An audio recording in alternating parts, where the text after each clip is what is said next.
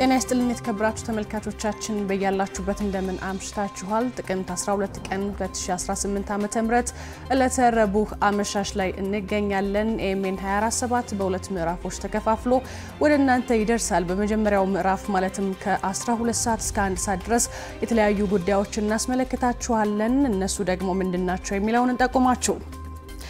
የዛሬው የመጀመሪያው ምዕራፍ አብይ ጉዳያችን በተለይ የበጎ ፍቃድ አገልግሎት በአዲስ አበባ ምን መልክ እንዳለው የሚመለከት ይሆናል። ባለፉት 7 ዓመታት አዲስ አበባ ወጣቶቿን፣ ባለሀብቶቿን፣ መላው ነዋሪዎቿን በማስተባበር አመቱ ሙሉ በዘለቀ የበጎ ፍቃድ ተግባር ከ42.5 ቢሊዮን ብር በላይ ሀብት አሰባስባ የበጎ ፍቃድ ተግባር ላይ ማዋል ችላለች። ተግባሩ ደግሞ በተለይ በከተማዋ እድገት ላይ ያመጣውን አስተዋጽኦ እንፈትሻለን። የመዲናችን አሁናዊ ትራፊክ ፍሰትም የካቲት 12 ሆስፒታል አካባቢ ተገኝተን በቀጥታ ወደ እናንተ የምናደርስ ይሆናል። ከዛ ደግሞ ስንቀጥል እንደተለመደው አመሻሽ ቅኝት አለን። በዛሬው ዕለት አመሻሽ ቅኝታችን በተለይ በከተማችን አዲስ አበባ ከሚገኙ በጤና ተቋማት በአንዱ ተገኝተን የምሽት አገልግሎት አሰጣጥ ምን አይነት መልክ አለው የሚለውን የምናስቃኛችሁ ይሆናል። የአሜሪካው ፕሬዝዳንት ዶናልድ ትራምፕ ከሩሲያ አቻቸው ቭላዲሚር ፑቲን ጋር የማደርገው ውይይት ፍሬ አልባ እንዲሆን አልፈልግም ሲሉ ተደምጠዋል። ይህ ደግሞ በዓለም እንዴት ዋለች መሰናዷችን ወደ እናንተ የምናደርሰው ነው። ይህንንና ሌሎች ጉዳዮችም ሰዓቱ ሲደርስ ወደ እናንተ የሚደርሱ ይሆናል። የኢትዮጵያ ወጣቶች ኦሎምፒክ የፊታችን ቅዳሜ ይጀምራል። ይህንን በተመለከተም እንግዲህ መግለጫ ተሰጥቷል። የአውሮፓ ቻምፒየንስ ሊግ ጨዋታዎችም ዛሬ ምሽት ይጠበቃሉ። እነዚህ ደግሞ በስፖርት ገጽ የምናስመለከታችሁ ጉዳዮቻችን ናቸው። ኤኤምኤን 24/7 ከዚህ ሰዓት ጀምሮ በያላችሁበት በቀጥታ ወደ እናንተ ይደርሳል። የመጀመሪያው ምዕራፍ እየመራው ጸጋ ታደለ አብሬያችሁ ቆያለሁ። ሰናይ ጊዜ።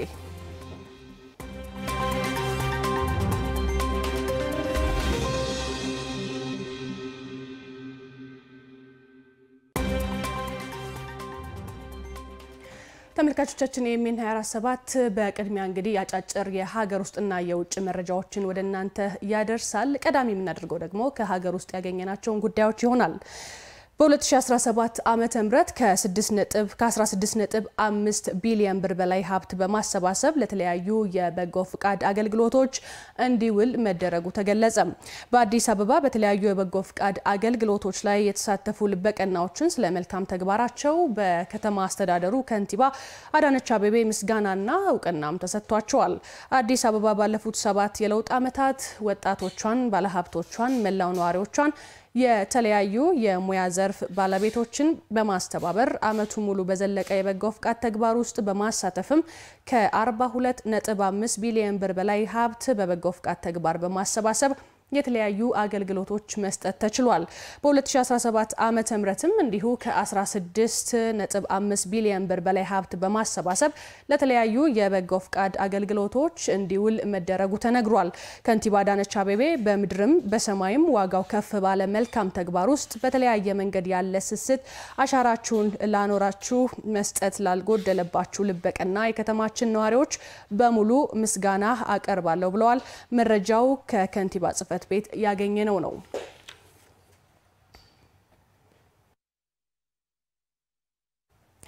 ኢትዮጵያ የዓለም የጤና ሽፋን የእውቀት ሽግግር ፕሮግራም ከሚተገበርባቸው ሀገራት መካከል አንዷ ሆና ተመረጠች። የዓለም አቀፉ የገንዘብ ድርጅትና የዓለም ባንክ ዓመታዊ ስብሰባ በዋሽንግተን ዲሲ መካሄዱ ይታወሳል።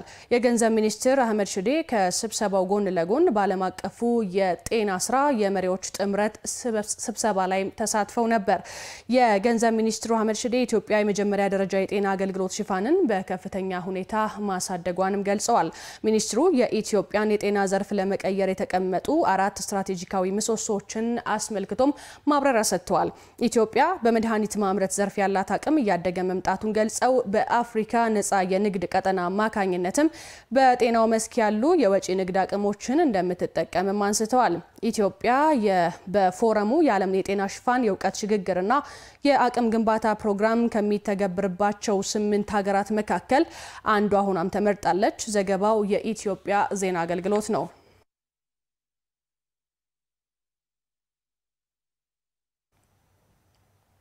ባለፉት 3 ወራት ከነዳጅ ሽያጭና ማከፋፈል ሂደት ጋር በተያያዘ ህገወጥ ድርጊት በፈጸሙ ማደያዎች ላይ እርምጃ መወሰዱን የነዳጅና ኢነርጂ ባለስልጣን አስታወቀ።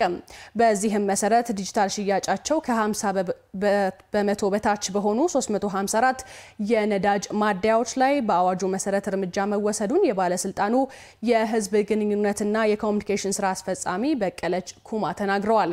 መዳረሻው አዲስ አበባ ቃቂ ቃሊቲ በሚገኝ ማደያ የነበረ አውቶቦቴ መዳረሻውን በመቀየር ወደ ሌላ ከተማ በመጓዙ ለ6 ወራት ከነዳጅ ትስስር እንዲታገድ መደረጉንም ኃላፊዋ በዚህ ወቅት ተናግረዋል። በተመሳሳይም በደቡብ ምዕራብ ኢትዮጵያ ህዝቦች ክልል አንድ ማደያ ነዳጅ በበርሜል በመቅዳት የጥቁር ገበያ ሽያጭ ለማከናወን ሲንቀሳቀስ በመያዙ ለ6 ወራት ከነዳጅ ትስስር መታገዱንም ኃላፊዋ ጨምረው ገልጸዋል። የነዳጅና ኢነርጂ ባለስልጣን የነዳጅ አቅርቦት ስርጭትና ግብይት ቁጥጥር ስርዓቱ ፈጣን፣ አስተማማኝና ጥራት ያለው እንዲሆን በቴክኖሎጂ የታገዙ አሰራሮችን ማጠናከሩንም አስታውቋል ሲል የዘገበው ኢዜአ ነው።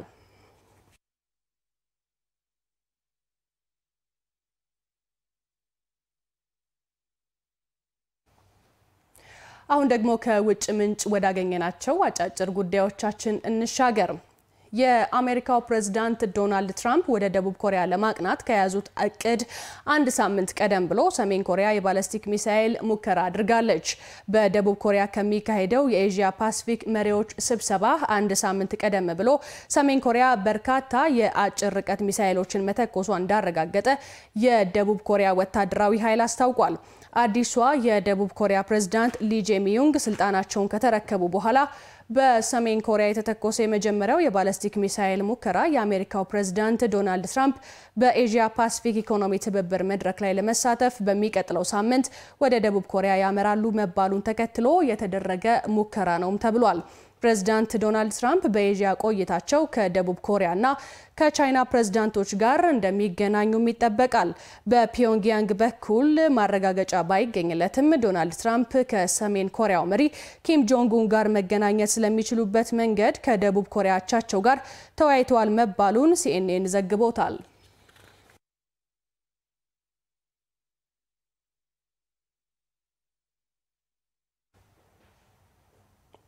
በናይጄሪያ ነዳጅ ጫኝ ታንከር ላይ በደረሰ ፍንዳታ 35 ሰዎች መሞታቸው እየተነገረ ይገኛል።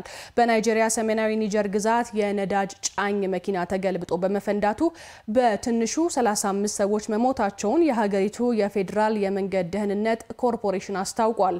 ተሽከርካሪው ከመንገድ ተንሸራቶ ቤንዚን በማፍሰሱ ፍንዳታው መከሰቱንም ባለስልጣኑ አስታውቋል። የናይጄሪያ ቴሌቪዥን ጣቢያ እንደዘገበው ከሆነም በአደጋው የተጎዱ በርካታ ተጨማሪ ሰዎች ለሕክምና ወደ ፌዴራል የሕክምና ማዕከልም ተወስደዋል። በተመሳሳይ በኡጋንዳ በደረሰ የተሽከርካሪዎች ግጭት የ46 ሰዎች ሕይወት ማለፉም ተዘግቧል። የሀገሪቱ ፖሊስ እንዳስታወቀው በተቃራኒ አቅጣጫ ይጓዙ የነበሩ 2 አውቶቡሶች መኪና ደርበው ለመቅደም ሲሞክሩ በተከሰተው አደጋ በርካቶች ቀላልና ከባድ ጉዳት ደርሶባቸው ወደ ሆስፒታልም ተወስደዋል።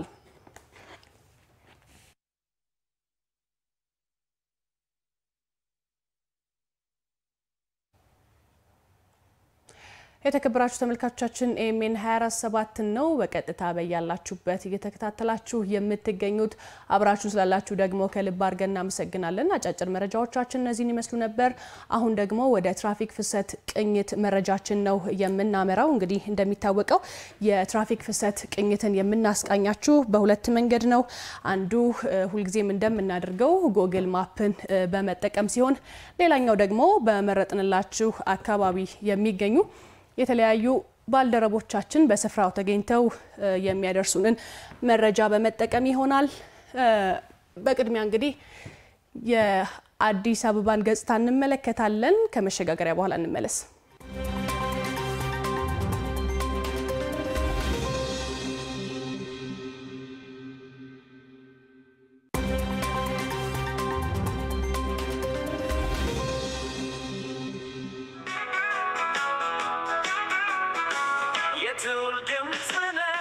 የተባባሪ አዘጋጅ ጥሪ በተለያዩ አማራጮች በተደራሽነትና በጥራት አዝናኝ አስተማሪና ቁም ነገር አዘል የቴሌቪዥንና የራዲዮን በ96.3 FM ዝግጅቶችን በማድረስ ተመራጭነትንና ተወዳጅነትን እያተረፈ የሚገኘው AMN አሁን ደግሞ በይበልጥ ከአድማጭ ወዳጆቹ ጋር ለመድረስ የተለያዩ ልምድና ብቃቱ ያላቸውን የስፖርት የቀጥታ ስርጭትና ትንታኔ አቅራቢዎችን የሙዚቃ ዲጂዎችንና ትረካዎችን የሚያሰናዱ ተባባሪ አዘጋጆችን ኑ አብረን እንስራ ሲል ይጋብዛል።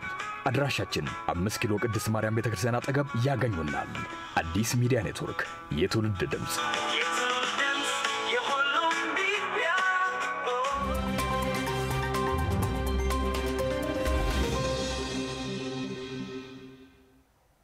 ተመለስን ተመልካቾቻችን የትራፊክ ፍሰት እንቅስቃሴን ወደ እናንተ የምናደርስበት ሰዓታችን ላይ ነው ያለነው።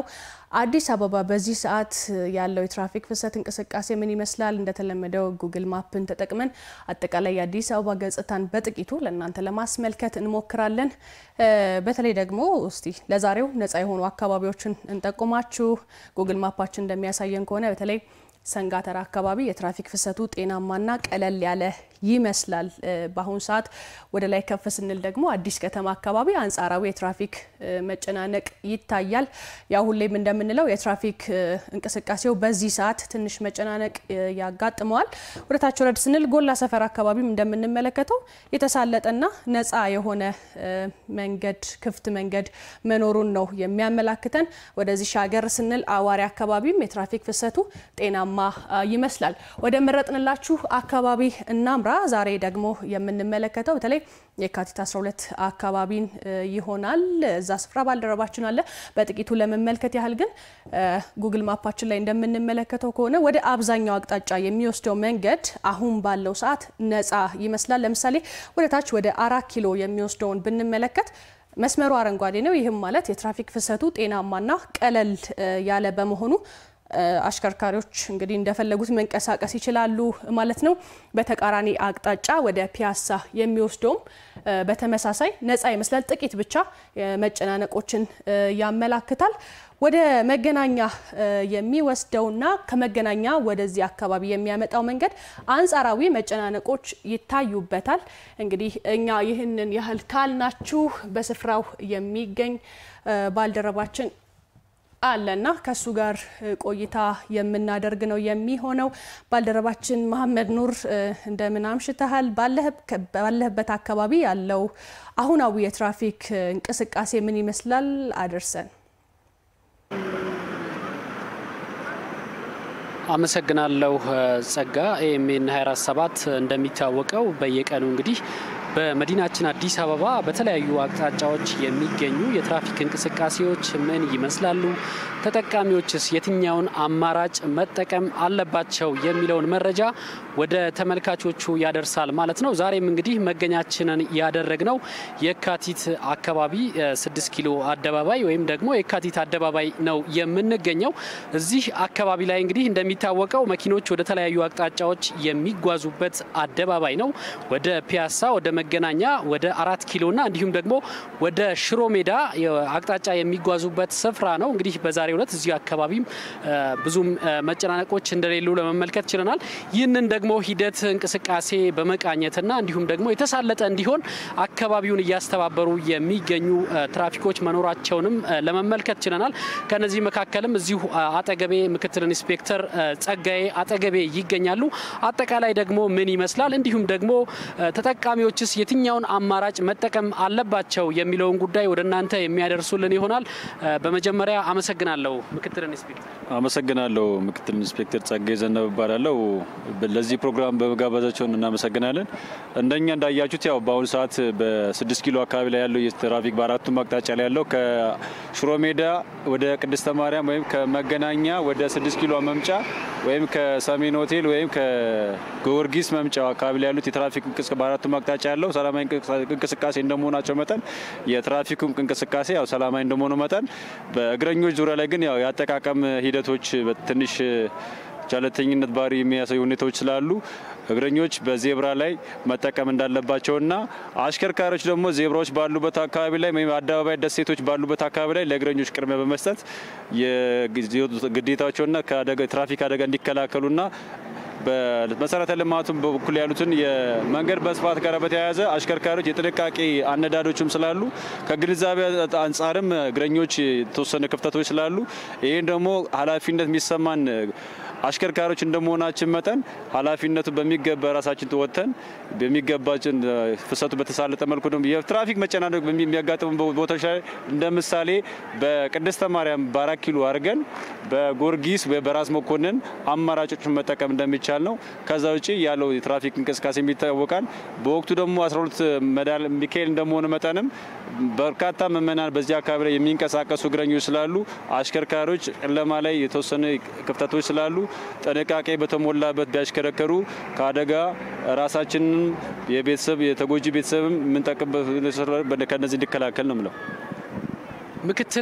ምክትል ኢንስፔክተር ጸጋዬን እጅግ አድርገን እናመሰግናለን። እንግዲህ የካቲት አደባባይ ላይ በአጠቃላይ ያለው የትራፊክ ፍሰት ይህንን ይመስላል። በተለይ ደግሞ ተጠቃሚዎች የትኛውን አማራጭ መጠቀም እንዳለባቸው ጭምር ምክትል ኢንስፔክተር እንግዲህ ያስተላለፉትን ሀሳብ በመቀበል ተጠቃሚዎችም እሳቸው ያስቀመጡትን አቅጣጫ እንድትጠቀሙ እያልን ለአሁኑ ያለን የካቲት አካባቢ የትራንስፖርት እንቅስቃሴ ይህንን ይመስላል። ጸጋ አመሰግናለሁ። አመሰግናለሁ መሐመድ ኑር። እንዲሁም ምክትል ኢንስፔክተር ጸጋዬ መልካም ምሽት ይሁንላችሁ። ተመልካቾች እንግዲህ ቀደም ሲል እንደተነሳው በአካባቢው ያለው የትራፊክ ፍሰት እንቅስቃሴ ይህንን ይመስላል። ምክትል ኢንስፔክተር ጸጋዬ ግን ያነሱት አንድ ነገር ነበር።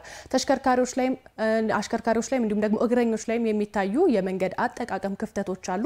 እነዚህ ደግሞ አደጋን በማባባስ በኩል ትልቅ የሆነ አስተዋጽኦ ነው ያላቸውና ይህንን ለመቀነስ ሁላችንም ኃላፊነት አለብን። በመንገድ ላይ ያላችሁ ሁሉ በሰላም ወጣችሁ በሰላም እንድትገቡ እንመኝላችኋለን። ኤኤምኤን 24/7 ነው በቀጥታ እየተከታተላችሁ የምትገኙት። አሁን ደግሞ በተለይ በምዕራፍ 2 ቆይታችን በስፋትና በጥልቀት ወደ እናንተ የምናደርሳቸውን ጉዳዮች በፍታ ተከታትለን እንመለስ። 25 ዓመት ኖርኩበት እዚህ ግቢ ላይ በጎ አድራጎት ሳይሆን የመጀመሪያ የተከፈተው ቢዝነስ ነው የተከፈተው። ከዛ ግን ጨርሼ ስራዬን ወደ ገርጂ በሚሄድበት ሰዓት ላይ ምን ያጋጥመኛ እናትና ልጅ ሲለምኑ ያለው ከአባት ጋር ሲለምኑ ያለው ጠይቃቸዋል። እናንተ ለምኑ ልጆቹ ግን ለንድሪት ማትልኩት ይስላቸው ህንጻ መከፍለው የለኝም ምሳ መቋጠሮ የለኝም ደብተር ብዙ ምክንያቶች ይነግሩኛል። ሲነግሩኝ ምን አልኳቸው ችግር የለም እኔ ጋምጡ ነጻ አስተምራለሁ አልኳቸው። አስገባው ብዙ ልጆች በራሴ ስልጣን። ከዛ ምን ተፈጠረ ዩኒፎርም አለበስኳቸው እነዚህ ልጆች። ከዛ ከፋዮች የልጆቻቸው ዩኒፎርም ከኔ ቢጤ እናቶች ጋር ተቀምጠው አዩ። ከዛ ኮሚቴ አዋቀሩና እንዴት የኛ ልጆች ከኔ ቢጤ ጋር አብረው ይማራሉ የሚል ጥያቄ ያቀረቡልኝ። በ124 የሪሶርስ ማዕከላት ተደራጅተው ተማሪዎቻችንን አቅም የሚገነቡ አካል ጉዳተኝነታቸውን ሰፕሊመንት ሊያደርጉላቸው የሚችሉ ከጉዳታቸውን ሊደግፉላቸው ይችላሉ ብለን የምናስባቸው ማቴሪያልስ ናቸው። ዛሬ ለነዚህ ሪሶርስ ማዕከላትና በተለይም ደግሞ ታችኛው ትምህርት እርከን ላይ ያሉ አንደኛ ክፍል ያሉ ህፃናትን በልዩ ሁኔታ ደግፈናል። እነዚህን ተማሪዎች ስንደግፍ በአጠቃላይ መማር ማስተማሩ ምቹ እንዲሆኑ ከእድሜ እኩዮቻቸው ጋር በጋራ መማር ሊችሉባቸው አቅም ሊፈጥሩባቸው የሚችሉ መርጃ መሳሪያዎች ናቸው።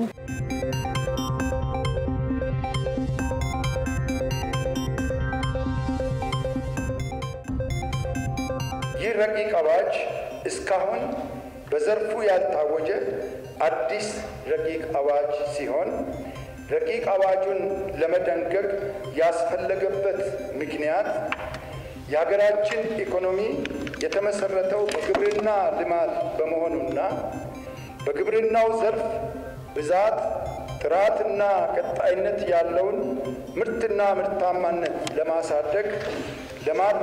ለማሳደግና ለማረጋገጥ የግብርና ኤክስቴንሽን ስራ ሚናው ከፍ ያለ ነው።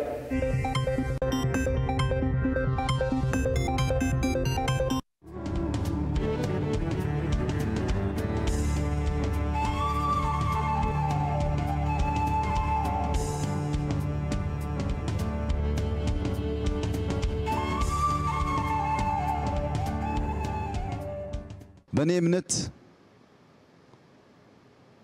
2018 የተስፋ ብርሃን ጭላንጭል የሚታይበት አመት ይሆናል ብለን የተናገርነው 4 አመት 5 አመት ሊሆን ይችላል። ስልጣና ስንሰጥ የነበራችሁ ታውቃላችሁ። እኔ አሁን በእርግጠኝነት ውስጤ ያለውና ማምነው ይሆናል ብዬም እየሰራ ያለሁት የዛሬ 6 ዓመት ማክሲመም ኢትዮጵያ በአፍሪካ ሁለተኛ ትልቁ ኢኮኖሚ ትሆናለች። ለዚህ የሚያስችሉ በጣም በርካታ ስራዎች ይሰራል ነው። ሽፍታ አለ ግን ትሆናለች።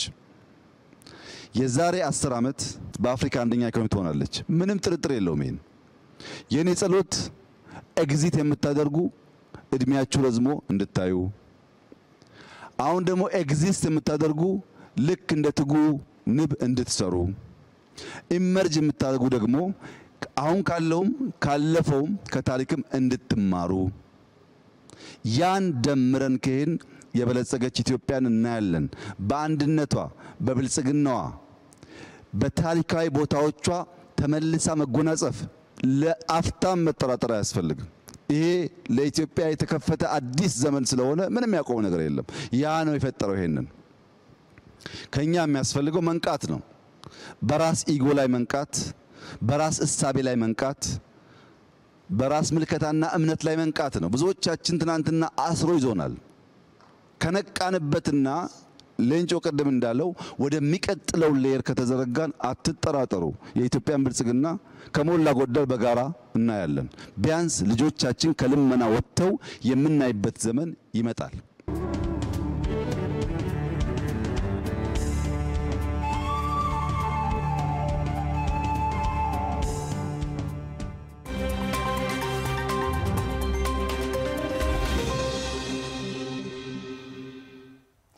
ተመለስን። የተከበራችሁ ተመልካቾቻችን ኤምኤን 24/7 ነው በቀጥታ በያላችሁበት እየተከታተላችሁ ያላችሁት። አብራችሁን ስላላችሁ ከልብ አድርገን ነው የምናመሰግነው። አሁን ደግሞ በዛሬው ዕለት በተለይ በመዲናችን አዲስ አበባ የተከናወኑ አባይት ኩነቶችን በአጭሩ የምንጠቆማችሁ ነው የሚሆነው። ቀዳሚ የምናደርገው ደግሞ በተለይ የግብርና ኤክስቴንሽን አገልግሎት አስተዳደር ረቂቅ አዋጅ ላይ ይፋዊ የባለድርሻ አካላት የውይይት መድረክ መካሄዱን ነው። በምስሉ ላይ እንደምትመለከቱት እንግዲህ በህዝብ ተወካዮች ምክር ቤት የግብርና ጉዳዮች ቋሚ ኮሚቴ በባለብዙ ተዋንያንና የግብርና ኤክስቴንሽን አገልግሎት እንዲሁም የአስተዳደሩ ረቂቅ አዋጅ ላይ ያዘጋጀው ይፋዊ የባለድርሻ አካላት የውይይት መድረክ ነው በዚህ መልኩ ሲካሄድ የዋለው። ረቂቅ አዋጁ በተለይ የግብርና ዘርፉን በብዙ መልኩ የሚቀይር ስለመሆኑ የግብርና ጉዳዮች ቋሚ ኮሚቴ ሰብሳቢ የሆኑት አቶ ሰለሞን ላሌ ተናግረዋል። ረቂቅ አዋጁ በኢትዮጵያ የግብርና ኤክስቴንሽን አገልግሎት አስተዳደርና ልማት እንዲሁም በተፈጥሮ ሀብት ዘርፍ ያለውን የተደራሽነት የጥራትና የአቅም እንዲሁም የአፈጻጸም ውስንነትን ለመቅረፍ እንደሚያስችል ነው የተመላከተው።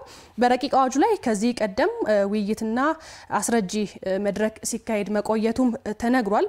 በዛሬው የውይይት መድረክ ላይ ደግሞ ከፌዴራል ከክልል እንዲሁም ከሙያ ማህበራት የተውጣጡ ተሳታፊዎች ናቸው የተገኙት። ዘገባው የባልደረባችን የይታያል አጥናፉ ነው።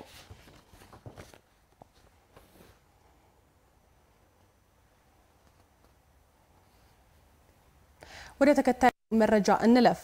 የሀገራችን መጻኢ ተስፋ የሚለመልመው በሰላም መንገድ ስንጓዝና ነፍጥ ያነሱ ኃይሎችም ደግሞ ወደ ሰላም ሲመጡ ብቻ እንደሆነ የኢትዮጵያ ኦርቶዶክስ ተዋሕዶ ቤተክርስቲያን ፓትርያርክ ብፁዕ ወቅዱስ ማቲያስ ጠይቀዋል። እንግዲህ የኢትዮጵያ ኦርቶዶክስ ተዋሕዶ ቤተክርስቲያን ቅዱስ ሲኖዶስ ምልአተ ጉባኤ በዛሬው ዕለት በመታየት መልኩ መካሄድ ጀምሯል። የኢትዮጵያ ኦርቶዶክስ ተዋሕዶ ቤተክርስቲያን ፓትርያርክ አቡነ ማቲያስ ጉባኤውን በጸሎት በከፈቱበት ወቅት መልእክት አስተላልፈዋል። በተለይ ደግሞ በመልእክታቸው እንግዲህ የኢትዮጵያ ወይም የሀገራችን መጻኢ ተስፋ የሚለመልመው በሰላም መንገድ ስንጓዝ ብቻ መሆኑን ጠቅሰዋል። ከዛም ባሻገር ደግሞ ነፍጥ ያነሱ ኃይሎች ወደ ሰላም መንገድ እንዲመጡም በዚሁ አጋጣሚ ጥሪ አቅርበዋል። በኢትዮጵያ የሚታየው አለመረጋጋት ቤተክርስቲያኗ ላይ ጫና መፍጠሩንም ጠቅሰዋል። የእርስ በርስ ግጭቱ ተወግዶ ደግሞ ችግርንም በንግግር መፍታት በሚቻልበት ሁኔታ ላይ ሲኖዶሱ የበኩሉን ድርሻ እንደሚወጣ መግለጻቸውን የዘገበው ባልደረባችን የሽዋስ ዋለ ነው።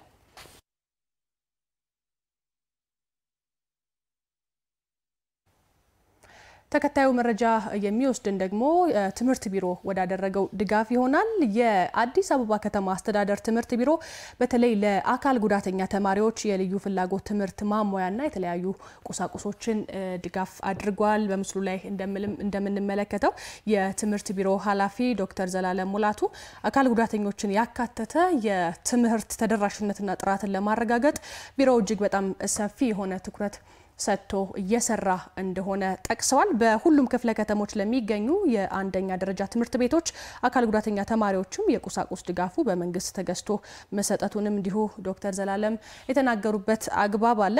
ለተማሪዎቹ በመታዩት መልኩ የተደረገው ድጋፍ እንግዲህ ለአካል ጉዳተኞች የተሰጠውን ትኩረት እንደሚያሳይ ደግሞ የአዲስ አበባ አካል ጉዳተኞች ማህበር የትምህርት ዘርፍ ኃላፊ አቶ ለገሰ ኃይለማርያም ናቸው የተናገሩት። ለተማሪዎቹ ከተደረገው ከዚህ ድጋፍ የትምህርት መርጃ ቁሳቁስ ድጋፍ በተጨማሪ ለዓይነ ስውራን መምህራንም የመምህሩ መምሪያ መጽሐፍት ህትመት ታትሞ ስለመሰራጨቱ ነው የትምህርት ቢሮ ያስታወቀው።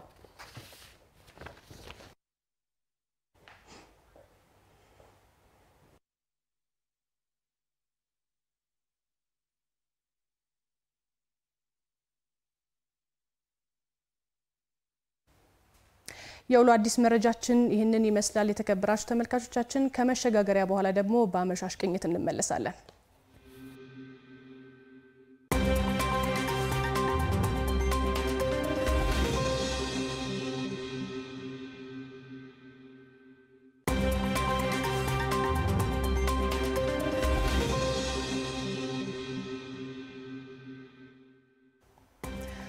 ወደ አመሻሽ ቅኝታችን እናመራለን። የዛሬው አመሻሽ ቅኝታችን እንግዲህ ትኩረቱን የሚያደርገው በተለይ በከተማችን የሚገኙ የተለያዩ የጤና ተቋማት በዚህ ሰዓት ወይንም ደግሞ በምሽቱ ለተገልጋዮች የሚሰጡት አገልግሎት ምን ይመስላል የሚለውን ነው። ለዛሬ ደግሞ ባልደረባችን ጽዮን ማሞ ራስ ደስታ ሆስፒታል ተገኝታ ያንን የምታስቃኘን ነው የሚሆነው። ከሷ ጋር ቆይታ እናደርጋለን። ጽዮን እንደምን አምሽተሻል? ራስ ደስታ ሆስፒታል ትገኛለሽ። ምን ይመስላል የምሽት አገልግሎት አሰጣጥ ሂደቱ?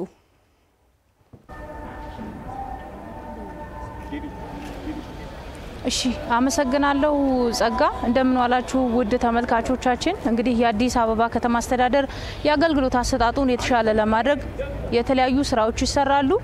ከነዚህ ስራዎች ውስጥ ደግሞ አገልግሎቱን ለማዘመን በርካታ ስራዎች ይሰራሉ። ከነዚህ ውስጥ ደግሞ የጤናው ዘርፍ ግንባር ቀደሙን ቦታ ይዛል። እንግዲህ በጤናው ዘርፍ ላይ ትኩረት ተደርጎ እየተሰራ ነው። ጤና ለነገ የሚባል ስራ አይደለም። በትጋትና በትኩረት ሊሰራበት የሚገባ ዘርፍ ነው። የአዲስ አበባ ከተማ አስተዳደርም ይህንን በመረዳት የተለያዩ ስራዎችን ይሰራል። ከነዚህ ውስጥ 24/7 አገልግሎት መስጠት፣ መድኃኒት ቤቶች በአቅራቢያ እንዲገኙ ማድረግ፣ ሆስፒታሎችንና ጤና ጣቢያዎችን ማስፋፋት ይገኙበታል። ኤኤምኤንም በተለያዩ ጊዜያት የጤና ጣቢያዎች የሆስፒታሎች አገልግሎት ምን ይመስላል ሲል ቅኝት ሲያደርስ ነበር። ዛሬም ራስ ደስታ መታሰቢያ ሆስፒታል ተገኝተን የጤናው ዘርፍ የምሽት አገልግሎት ምን ይመስላል የሚለውን ቅኝት ለማድረግ ወደናል። እንግዲህ አዲስ አበባ ከተማ 24 ሰዓት ስራ የሚሰራባት ከተማ ሆናለች። እኛም እዚህ ሆስፒታል ተገኝተን ምሽት ላይ አገልግሎቱ ምን ይመስላል፣ ተገልጋዩ ምን አይነት ሀሳቦችን ምን አይነት ግልጋሎቶችን ያገኛል የሚለውን ቅኝት እያደረግን ነበረ። መጀመሪያ ቅኝት ለማድረግ የሞከርነው ድንገተኛ ክፍል ነው። እንግዲህ ድንገተኛ ክፍል በርካታ ወጣቶች፣ ህፃናት፣ እናቶች አገልግሎት እየሰጡ ለማየት ሞክረናል። በዚህ በድንገተኛ አገልግሎት እንግዲህ ድንገተኛ የላብራቶሪ አገልግሎት፣ የመድኃኒት አቅርቦት፣ አልትራሳውንድ፣ የተለያዩ የህክምና አገልግሎቶች ይገኛሉ። እናቶችና ህፃናትም አገልግሎት እየተሰጡ ክትትልና ቁጥጥር እየተደረገላቸው ለማየት ሞክረናል። እንግዲህ እናቶችም በሰላም ልጆቻቸውን ተገላግለው ክትትልና ድጋፍ ሲደረግላቸው ለማየት ሞክረናል። በዚህ ላይ የተለያዩ ስራዎች ይሰራሉ። እንግዲህ ራስ ደስታ ሆስፒታል ልክ እንደ ቀኑ ሙሉ አገልግሎት እየተሰጠ ለማየት ሞክረናል ማለት ነው። በዚህ ላይ የመድኃኒት አቅርቦቶችም አሉ። የተለያዩ ስራዎች ይሰራሉ። የወሊድ አገልግሎት፣ የህፃናትና እናቶች እንክብካቤም እየተደረገ ነው። እንግዲህ ራስ ደስታ ሆስፒታል የተለያዩ ስራዎችን ይሰራል እንግዲህ ከሚሰራቸው ስራዎች ውስጥ በቀን እናቶችን በርከት ያሉ እናቶችን ያዋልዳል በምሽቱም እንደዚህ አይነት አገልግሎቶች ይሰጣሉ የወሊድ አገልግሎት የአስተኝቶ ህክምናም ይሰጣል የላብራቶሪ አገልግሎት አልትራሳውንድ የተለያዩ የህክምና አይነቶች ይሰጣሉ እንግዲህ በአዲስ አበባ ከተማ አስተዳደር ተገልጋዮች ችግር እንዳይፈጠርባቸው የተለያዩ ስራዎች እየተሰሩ ነው የጤናው ዘርፍ ላይም ትኩረት ተሰጥቶ እየተሰራ ነው በአጠቃላይ የራስ ደስታ ሆስፒታል አገልግሎት ቅኝት ይሄን ይመስል ነበር ስለምትከታተሉን እናመሰግናለን አመሰግናለሁ ባልደረባችን ጽዮን ማሞ በስፍራው ተገኝተሽ ላደረሽን መረጃ እናመሰግናለን መልካም ምሽት የተከበራችሁ ተመልካቾቻችን አሁንም ኤኤምኤን 24/7ን በቀጥታ በመከታተል ላይ ትገኛላችሁ እንግዲህ በከተማችን አዲስ አበባ ከሚገኙ የጤና ተቋማት መካከል አንዱ ራስ ደስታ ነውና አይበለውና ድንገት የጤና እክል ቢያጋጥማችሁ በየትኛውም ሰዓት ሄዳችሁ መታከም ወይም ደግሞ መገልገል እንደምትችሉ በዚህ ሰዓት በቀጥታ በመልከት ይችላል ማለት ነው ቆይታችን የሚቀጥል ነው የሚሆነው ከመሸጋገሪያ በኋላ ቀደም ሲል በመግቢያችን ላይ ባስተዋወቅናችሁ አቢ ጉዳያችን እንግዲህ እንመለሳለን ሐሙስ ምሽት በቀጥታ ስርጭት ከ2 ሰዓት ጀምሮ በሚኖረን የአገልጋይ ዝግጅት የአዲስ አበባ ከተማ የሲቪል ምዝገባና የኗሪነት አገልግሎት ኤጀንሲ ይመለከታል። በከተማ አስተዳደሩ የወሳኝ ኩነት ምዝገባን በበላይነት የመምራትና የማስተባበር ተልዕኮ የወሰደው ተቋም ኃላፊነቱን በአግባቡ እየተወጣ ስለመሆኑ በአገልጋይ ይፈተሻል።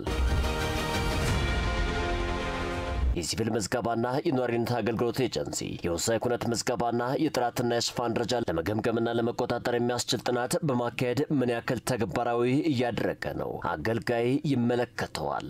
ሐሙስ ምሽት ቆይታውን ከአዲስ ሚዲያ ኔትወርክ ጋር ካደረጉ ኤጀንሲው የዲጂታል አገልግሎትን በከተማዋ ለማሰለት ምን ተግባራትን እያከናወነ ነው ስንል እንጠይቃለን። አገልጋይ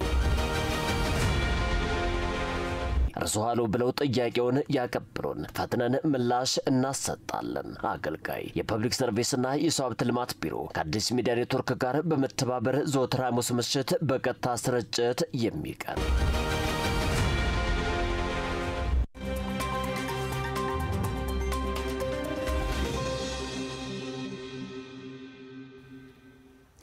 ተመለስን ክብሯን ተመልካቾቻችን እንግዲህ እንግዳ ጋብዘን ተጨማሪ ማብራሪያ በጉዳዩ ላይ ምን ጠይቅበት ሰዓታችን ላይ ነው ያለነው የዛሬው አብይ ጉዳያችን ቀደም ሲልም እንዳስተዋወቅናችሁ በተለይ ከቅርብ አመታት ወዲህ በአዲስ አበባ ባህል የሆነ የመጣውን የበጎ ፍቃድ አገልግሎት የተመለከተ ይሆናል በዚህ ጉዳይ ላይ ደግሞ ተጨማሪ ማብራሪያን እንዲሰጡን የአዲስ አበባ ከተማ አስተዳደር የህብረተሰብ ተሳትፎና በጎ ፍቃድ ማስተባበሪያ ኮሚሽን ኮሚሽነር አቶ ይመር ከበደን ነው ስቱዲዮ የጋበዝነው አቶ ይመር እንኳን ደህና መጡ እና ቆያችሁኝ አመሰግናለሁ እናመሰግናለን ስቱዲዮአችን ስለተገኙ ተጨማሪ ማብራሪያ ሊሰጡን እንግዲህ ቀዳሚ ጥያቄ የምናደርገው ቀደም ሲልም ሳነሳ አድምጠዋልና አሁን ላይ የበጎ ፍቃድ አገልግሎት ለከተማዋ ነዋሪዎች ባህል እየሆነ ነውና ለከተማዋ ነዋሪዎች እንዲሁም ለከተማዋ ሁለንተናዊ እድገት ምን አይነት አስተዋጽኦን ያበረከተ ነው አመሰግናለሁ እንግዲህ በጎ ፍቃድ ስራ በከተማችን ከሌሎች የልማት ስራዎቻችን ጋር በመቀናጀት በርካታ ለውጦችን ያመጣንበት ያለ ስራ ነው እንደምታውቁት ከለውጡ በኋላ የከተማችን ችግሮች በዝርዝር ተለይተው ወደ ስራ ስንገባ አንዱ ጎደሎ ሆኖ የተገኘው የማህበራዊ ኢኮኖሚያዊ ጉድለት ያለባቸው የህብረተሰብ ክፍሎችን በመረዳዳት በመተጋገዝና የባለድርሻ አካላትን በማሳተፍ ስራዎችን እየሰሩ ያን ጎደሎአቸውን መሙላት አለመቻልም ጉድለት እንዳለ አየን ዘላቂ በሆነ መንገድ ችግሮቹ በልማት የሚፈቱ እንኳን ቢሆንም ዛሬም ግን በአጭር ጊዜም ልንሰራቸው የሚገባ ስራዎች እንዳሉ በመገንዘብ የከተማ አስተዳደሩ ከለውጡ በኋላ የጀመረው ስራ ነው ተቋማዊ አድርጎ እየተሰራ ነው ከለውጡ አኳያ በርካታ ለውጦች ነው ያሉት ለምሳሌ የ2017ን መሰረት አድርገን ብንመጣ በሀብት ደረጃ ወደ 16.1 ቢሊዮን ሀብት የሚገመት በ15 ዋና ዋና ፕሮግራሞች ላይ የተመሰረተ የበጎ ፍቃድ አገልግሎት ሰጥተናል ማለት ነው ከዚህ ውስጥ ትልቁን ድርሻ የሚይዘው የቤት ነው ማለት ነው ወደ 8786 ቤቶችን መገንባት ችለናል በዚህም ተጠቃሚ የሆኑ ዜጎች በጣም በርካታ ናቸው እንዲሁም በደም መለገስ በነፃ ህክምና ማድ በማጋራት እና በሌሎች ፕሮግራሞችም የሰራናቸው ስራዎች በህብረተሰቡም ጋር የህብረተሰቡን የእርስ በርስ ግንኙነት አጠናክረናል። አንዱ ለአንዱ ሲቸግረው መተጋገዝ፣ መረዳዳት እነዚህ አይነት ነገሮችን በደንብ እየሰራ ነው ማለት ነው። በሌላ መንገድ ደግሞ ያው የሚሰጠው ሲተርፍ ብቻ እንዳልሆነ ደግሞ ግንዛቤ በመፈጠሩ በርካታ ባለድርሻዎችን ይዘን ያመጣናቸው የሰራናቸው ስራዎች ከማህበረሰቡ ጋር ያለውን ትስስር እያጠናከሩት የመተጋገዝ የመረዳዳት የአንዳችን ችግር ለአንዳችን የሚገደን መሆኑን የሚያስብ ማህበረሰብ ከመፍጠር አኳያ በጣም በርካታ ለውጦች እየመጡበት ያለ ስራ ነው ማለት ነው እየሰራን ያለነው። በጣም ጥሩ። እንግዲህ በተለይ አሁን ላይ የበጎ ፍቃድ አገልግሎት የሀገር ፍቅር መገለጫም ተደርጎ ይወሰዳልና ከዚህ አንፃር ምናልባት ወጣቶችን በስፋት ማሳተፍ የሀገር ፍቅር ስሜታቸውን እንዲያሳድጉ ያደርጋቸዋል ማለት ይቻል ይሆን? እውነት ነው። በበጎ የምናደርገው አንደኛ የምናደርግበትን አካባቢ ያው አንወስነውም፣ ግን በምንኖርበት አካባቢ የሚገኙ እጅ የሚያጥራቸው አቅመ ደካሞችን በተለያየ ምክንያት የኢኮኖሚ ማህበራዊ ችግር ያለባቸው ማህበረሰቦች ማገዝ ነው አንዱ የሚሆነው ማለት ነው። ይሄ ደግሞ አንዳንዶቹን ስናያቸው በጣም ትላልቅ በሆነ አገራቸው ጉዳይ ላይ ተሳትፎ የነበራቸው የሀገር ባለውለታዎችም ጭምር ያሉበት ነው ማለት ነው። ስለዚህ እነዛ ሰዎች ጋር ወጣቶች ሲገናኙ ስለ ሀገራቸው ማድረግ ያለባቸውን ነገር ልምድ የሚቀስሙበት ነው። በሌላ መንገድ ወጣቶቹም እንደዛ ያደረጉ ሲሄዱ ደግሞ ለሀገራቸው ያለውን አስተዋጽኦ ከፍ ያለ መሆኑን እያዩት የመጡበት ነው ማለት ነው። በዚህ ምክንያት በከተማችን ውስጥ በዋና ዋና ጉዳዮች ላይ ብቻ አንስተን ብናይ ለምሳሌ ደም በመለገስ በቋሚነት ደም መለገስ የሚችል ማህበር መስርተው እየተንቀሳቀሱ ነው ወጣቶች ማለት ነው። እንግዲህ ፍጹም ሰብአዊነት የተሞላበት ስራ ነው ደም መለገስ። ይሄ በሀገራችን ውስጥ ምላሉ ከተለያዩ አካባቢዎች መጥተው አዲስ አበባ ውስጥ ለሚታከሙ ዜጎችም የሚያገለግል ስለሆነ ውዱን ስጦታ እየሰጡ ነው ማለት ነው። በሌላ መንገድ አሁን በትራፊክ ላይ ብናይ ምንም አይነት ክፍያ ሳይከፈላቸው አሁን መንገድ ላይ ትራፊክ የሚያስተባብሩት ወጣቶች አይከፈልባትም፣ በነፃ ነው የሚያገለግሉት።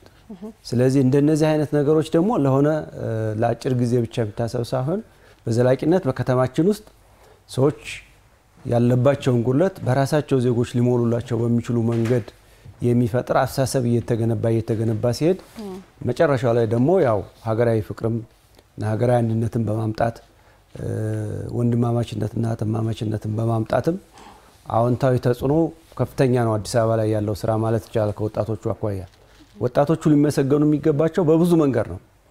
አንደኛ ሆስፒታል ውስጥ ለምሳሌ አስተማሚ የሌላቸውን ሰዎች ያስታምማሉ። መድኃኒት መግዣ ከሌላቸው ገንዘብ አሰባስበው ከዛ ከሚሰጧቸው ሰዎች ይሰጣሉ። እዛው ያለ በቋሚነት እንክብካቤ ያደርጉላቸዋል። እነዚህ ነገሮችን ስለሚያደርጉ የኛ ከተማ ወጣቶች ከበጎ ፍቃድ አኳያ ለሀገራዊ ፍቅርም እንዲሁም ከተማችንን ውብ አድርጎ ለመስራት የሚያስችለውን ስራ በማገዝ በኩል እጅግ በጣም አዎንታዊ የሆነ ነገር እያደረጉ ነው። እንደው ምናልባት በቀጣይ ይህንን ተግባር ከማጠናከር አንፃር ምን የታሰበ ነገር አለ?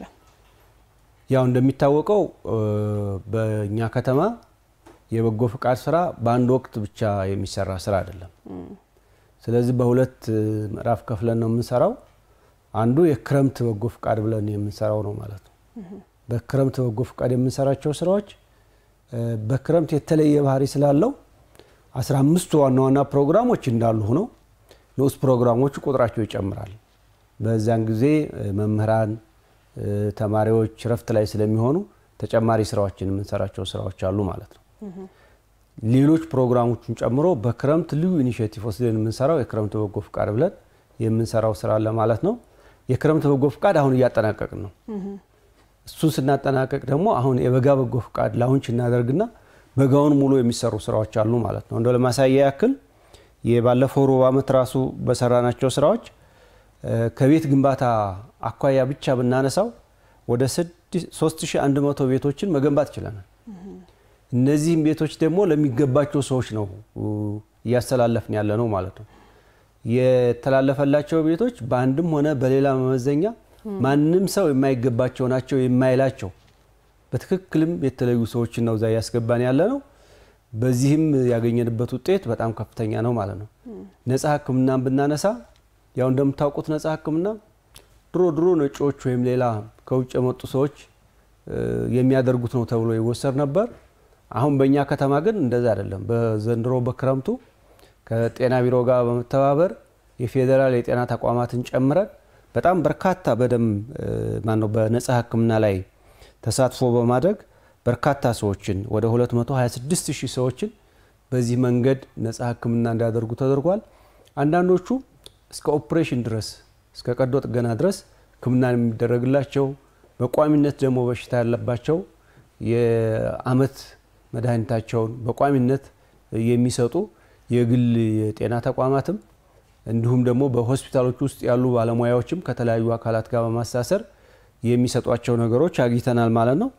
ከደም ለገስ አኳያም ወደ 42 ዩኒት ደም መለገስ ይችላል ማለት ነው። ስለዚህ በእኛ ከተማ በጎ ፍቃድ አገልግሎት በአንድ ወቅት ተሰርቶ ወይም በዘመቻ አይነት ነገር የሚሰራ ሳይሆን በቋሚነት የሚሰራ የዕለት ተዕለት ተግባር እንዲሆን የማድረግ ስራ ነው ማለት ነው። በዚህም ሁለት ነገሮች ደግሞ እያደጉ መጥተዋል። ለምሳሌ ተሳትፎ የሚያደርጉ የህብረተሰብ ክፍሎች ወጣቶች፣ ሴቶች፣ ባለሀብቶች፣ ሌሎች ሃይማኖት ተቋማት እነዚህም ተሳትፏቸውን እየጨመሩ መጥተዋል። በዚህ መንገድ ደግሞ ችግሩ ያለባቸው የህብረተሰብ ክፍሎችን በጊዜው የምንደርስበት ሁኔታም እያረጋገጥን መጥተናል። ስለዚህ ከዚህ በኋላ የሚሆነው የበጋ በጎ ፍቃድ በቅርቡ ላውንች አድርገን ወደ ስራ እንገባለን ማለት ነው።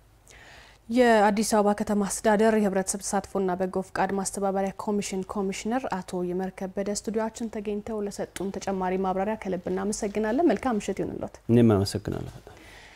የተከበራችሁ ተመልካቾቻችን ቀጥለናል። ኤሚን 24/7 ነው እየተከታተላችሁ የምትገኙት። አሁን ደግሞ ዓለም እንዴት ዋለች ሰዓታችን ላይ ደርሰናል። ቀደም ሲል በመግቢያችን ላይ ስንጠቁማችሁ እንደነበረው እንግዲህ የአሜሪካው ፕሬዝዳንት ዶናልድ ትራምፕ ከሩሲያው አቻቸው ቭላዲሚር ፑቲን ጋር የማደርገው ውይይት ፍሬ አልባ እንዲሆን አልፈልግም ሲሉ ተደምጠዋል።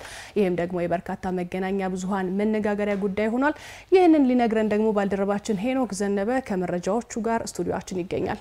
ሄኖክ እንዴት አመሸህ? እንዴት አመሸህ ጽጌ? ይመስገን። እንግዲህ በርካታ መረጃዎችን እንደያስክ እየተመለከትኩኝ ያለሁትና ሰዓቱ ያንተ ነው፣ መቀጠል ይቻላል። አመሰግናለሁ። እንግዲህ መግቢያችን ላይ ያልሽውን ጉዳይ ይዘናል።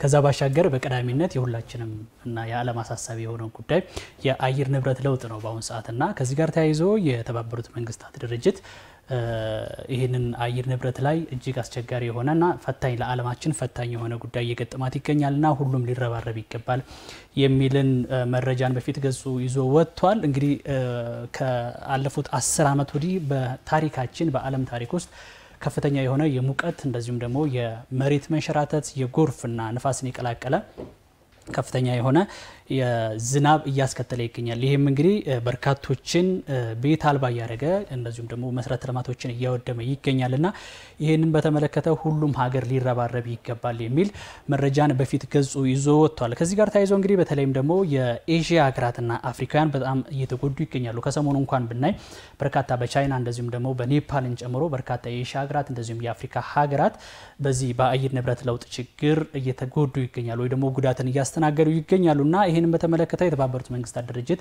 የዋና ጸሐፊ አንቶኒዮ ጉተሬዝ ይሄንን ልንረባረብ ይገባል ብለዋል። ከዚህ ጋር ተያይዞ እንግዲህ በርካታ ሀገራት የአየር ንብረት ለውጥ ተጎጂ ናቸው። በተለይም ደግሞ በ2027 ላይ 60 ሀገራት ሀዛርድን እያበሩ ነው ወይ ደግሞ ቀይ መብራት እየበራባቸው ይገኛል ከአየር ንብረት ለውጥ ተያይዞ። ስለዚህ ይሄን ጉዳይ በተመለከተ ሁሉም ሀገር ሊረባረብ ይገባል። በተለይም የተባበሩት መንግስታት ድርጅት የያዘውን በአየር ንብረት ለውጥ ጋር ተያይዞ የያዘውን አቋም በመደገፍ በፋይናንስ የሚሆን አጠቃላይ ደግሞ የስነ ምህዳር የመልክዓ ምድር የመሬትን ስነ ምህዳር የተፈጥሮን ስነ ምህዳር መጠበቅ ይገባናልና ከዚህ ጋር ተያይዞ ሁሉም ሀገር ሊረባረብ ይገባል የሚል እና አሳሳቢ የሆነ መምጣቱን የተባበሩት መንግስታት ዋና ጸሐፊ አንቶኒዮ ጉተሬዝ ተናግረዋል። ሌላኛው ጉዳያችን ስናልፍ የራሽያን ጉዳይ እናገኛለን። ሩሲያ ፕሬዝዳንት ቭላዲሚር ፑቲን የኒውክሌር ጦር መሳሪያ ልምምድ እንዲደረግ እንግዲህ ትዕዛዝን ሰጥተዋል።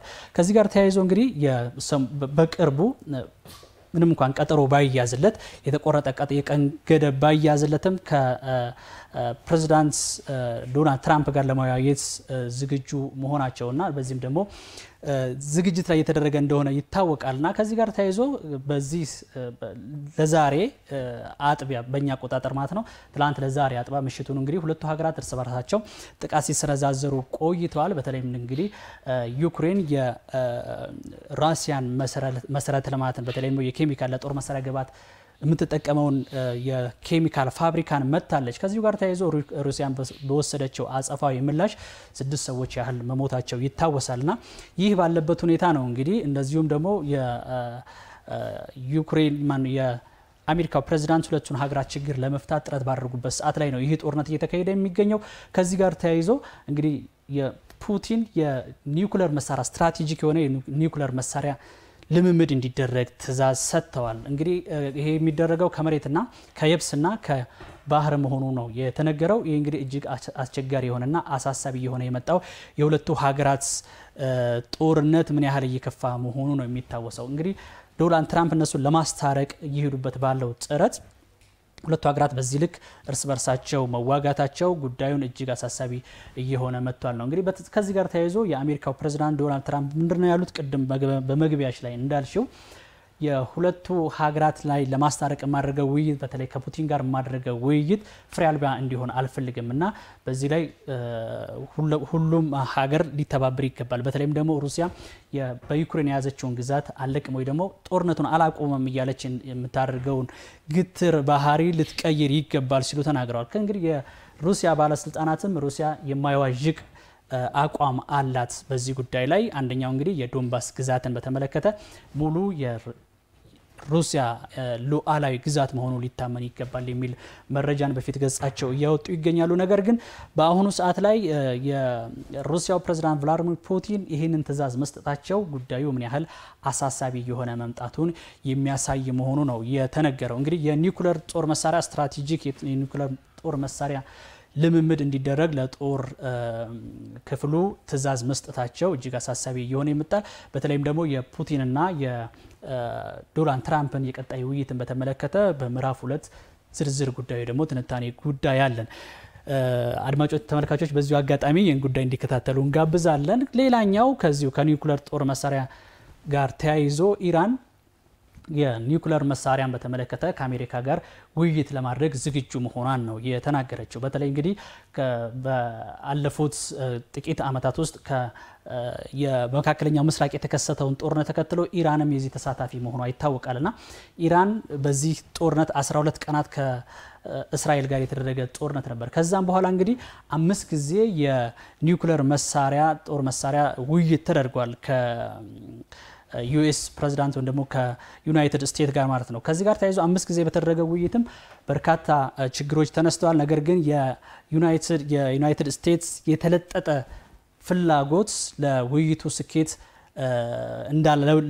ለውይይቱ ስኬታማነት እንዳላበቃ የኢራኑ የውጭ ጉዳይ ሚኒስትር አስታውቋል። እንግዲህ አሁን ላይ ደግሞ ፍላጎት እንዳላት ነገር ግን ግልጽ የሆነ ተጨባጭ የሆነ የዩኤስን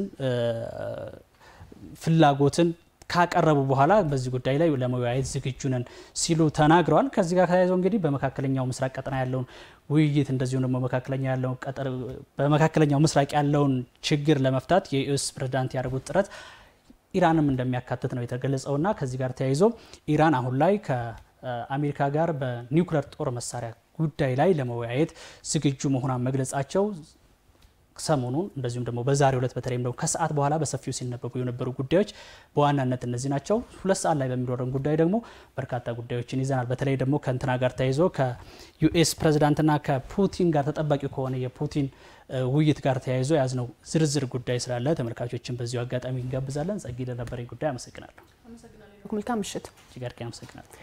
የተከበራችሁ ተመልካቾቻችን ቀጥለናል። በነገራችን ላይ ምርትና አገልግሎቶቻችሁን ማስተዋወቅ የምትፈልጉ ተመልካቾቻችን ወይም ደግሞ የተለያዩ ተቋማት አካላት ካላችሁ በራችን ለእናንተ ሁሌም ክፍት ነው። መታችሁ ኤኤምኤን መጎብኘት ትችላላችሁ። ስንመለስ በስፖርታዊ ጉዳዮች እንጠብቃችኋለን።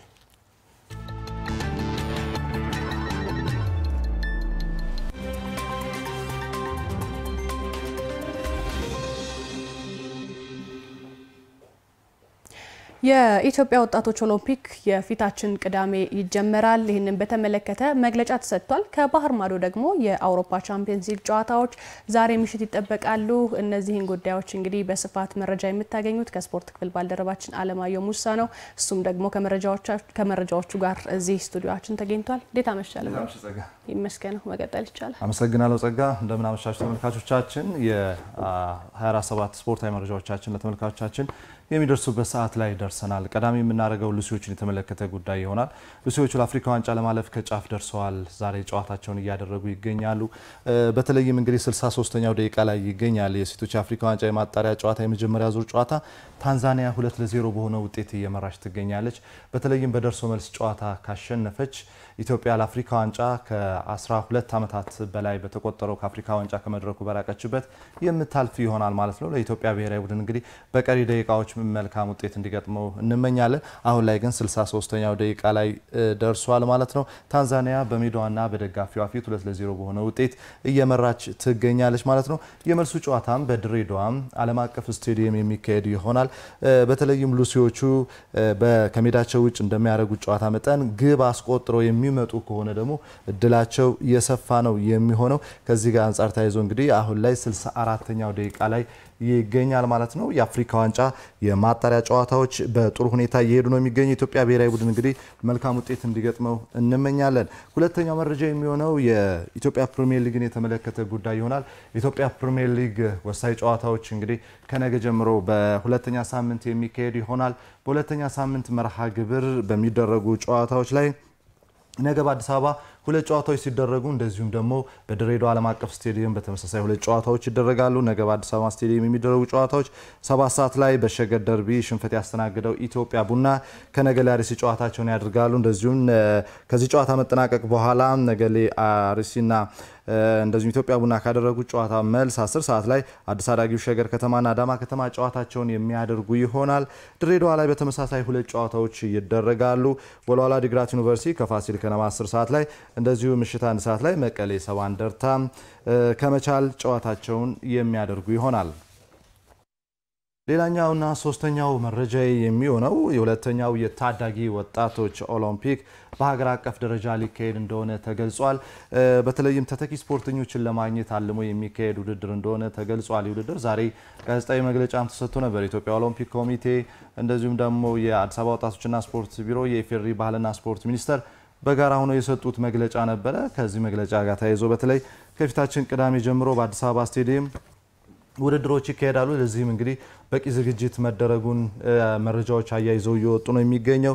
ከፊታችን ቅዳሜ ጀምሮ ለአንድ ሳምንት በአዲስ አበባ ከተማ የሚዘጋጀው ሁለተኛ የታዳጊ ኦሎምፒክ ወጣቶች ውድድር ለታዳጊዎች በተለይም ደግሞ ኢትዮጵያን የሚወክሉ በወጣቶች ኦሎምፒክ ላይ በዓለም መድረክ ኢትዮጵያን የሚወክሉ ታዳጊዎች የሚታዩበት ውድድር እንደሆነ ተናግረዋል።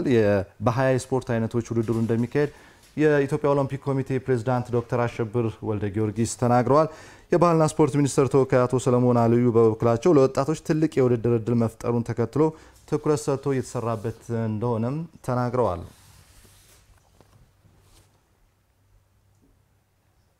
ወደ ባህር ማዶ ስፖርታዊ መረጃዎቻችን ስናልፍ ዛሬ ይፋ በሆነው ቢቢሲ ስፖርት ይፋ ባደረገው መረጃ የአፍሪካ ኮከብ ተጫዋቾች ምርጫ እጩዎች ይፋ ሆነዋል። ከነዚህም ውስጥ የአጥቂ መስመር ተጫዋቹ መሐመድ ሳላህም እንደዚሁ የተካተተበትን ሁነት ተመልክተናል። በተለይም ደግሞ ከዚህ በፊት የአፍሪካ ኮከቦች እጩዎች ላይ ስንመለከት በጣም ውጤታማና ተጽዕኖ ፈጣሪ ተጫዋቾች የተካተቱበት ነው። ከዚህም ውስጥ በምርጥ ተጫዋችነት የተካተተው መሐመድ ሳላህ እንደዚሁም ደግሞ ከዚህ በፊት አሽራፍ ሀኪሚ እንደዚሁም የቪክተር ኦስሚን የመሳሰሉ ተጫዋቾች በአጥቂ መስመር የአፍሪካ ምርጥ ተጫዋች እጩ ውስጥ የተካተቱ ተጫዋቾች ናቸው ማለት ነው። ከነሱ ተጫዋቾች ባለፈ ደግሞ ሌሎች ተጫዋቾችም በዚህ እጩ ላይ የተካተቱበትን ሁነት ተመልክተናል ማለት ነው። በቀጣይ እንግዲህ በተለይም ማን ኮከብ ተጫዋች ይሆናል የሚለው ጉዳይ ተጠባቂ ይሆናል። መሐመድ ሳላህ ከዚህ በፊት አፍሪካ ምርጥ ተጫዋችንም ክብር ማግኘቱ ይታወሳል። ቪክተር ኦስሚን የመሳሰሉ እንደዚሁም አሽራፍ ሀኪሚ በኮከብ ተጫዋችነት እንግዲህ እጩ ለመሆን ተካተዋል ማለት ነው።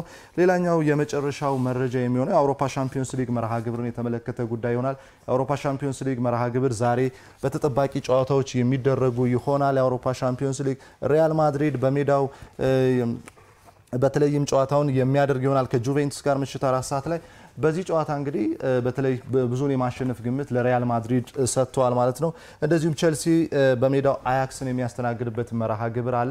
ዛሬ በርካታ የአውሮፓ ቻምፒዮንስ ሊግ ጨዋታዎች ይደረጋሉ። ሊቨርፑል ከውጤት ቀውስ ጋር ተያይዞ በተለይ ተከታታይ 4 ጨዋታዎችን መሸነፉ ይታወቃል።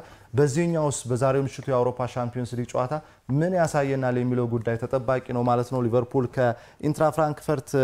ከጀርመኑ ኢንትራ ፍራንክፈርት ጋር ምሽት 4 ሰዓት ላይ ጨዋታውን ያደርጋል። እንደዚሁም ደግሞ አታላንታ በሜዳው ስላቫ ፕራግን ያስተናግዳል። ባየር ሙኒክ ከክለብ ብሩጅ የሚያደርጉትንም ጨዋታ የማሸነፍ ግምቱን ለባየር ሙኒክ ብዙዎቹ ሰጥተዋል። የአውሮፓ ቻምፒዮንስ ሊግ የሶስተኛ ዙር ጨዋታዎች ናቸው በተለይም ዛሬ ምሽት የሚደረጉት ማለት ነው። ሌላኛው ሞናኮ ከእንግሊዙ ቶትናም ሆትስፐር የሚያደርጉት ጨዋታ ተጠቃሽ ነው። ስፖርቲንግ ሊዝበን ከማርሴይ እንደዚሁም ቼልሲ ከአያክስ፣ አትሌቲክ ቢልባኦ ከካራባግ እንደዚሁም ጋላታሳራይ ከቦዶ ግሊምት ዛሬ የሚደረጉ የአውሮፓ ቻምፒዮንስ ሊግ መርሃ ግብር ጨዋታዎች ናቸው።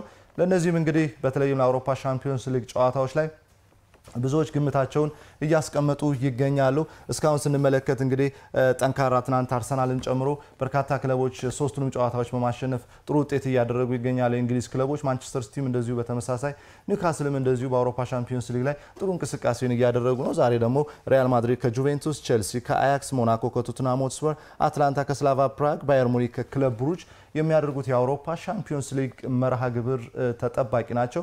በሁለተኛው ምዕራፍ ደግሞ ዘርዘር ያሉ ስፖርታዊ መረጃዎችን አካተን ለተመልካቾቻችን የምናደርስ ይሆናል። ጸጋ አመሰግናለሁ። መልካም ምሽት። መልካም ክቡራትና ክቡራን ተመልካቾቻችን ኤኤምኤን 24/7 የመጀመሪያው ምዕራፍ ማለትም ከ12 ሰዓት እስካሁን 1 ሰዓት ድረስ ያለውን እየመራው ጸጋ ታደለ ቆይታ አደረኩኝ። የተለያዩ ጉዳዮችን ወደ እናንተ ስናደርስ ነበር።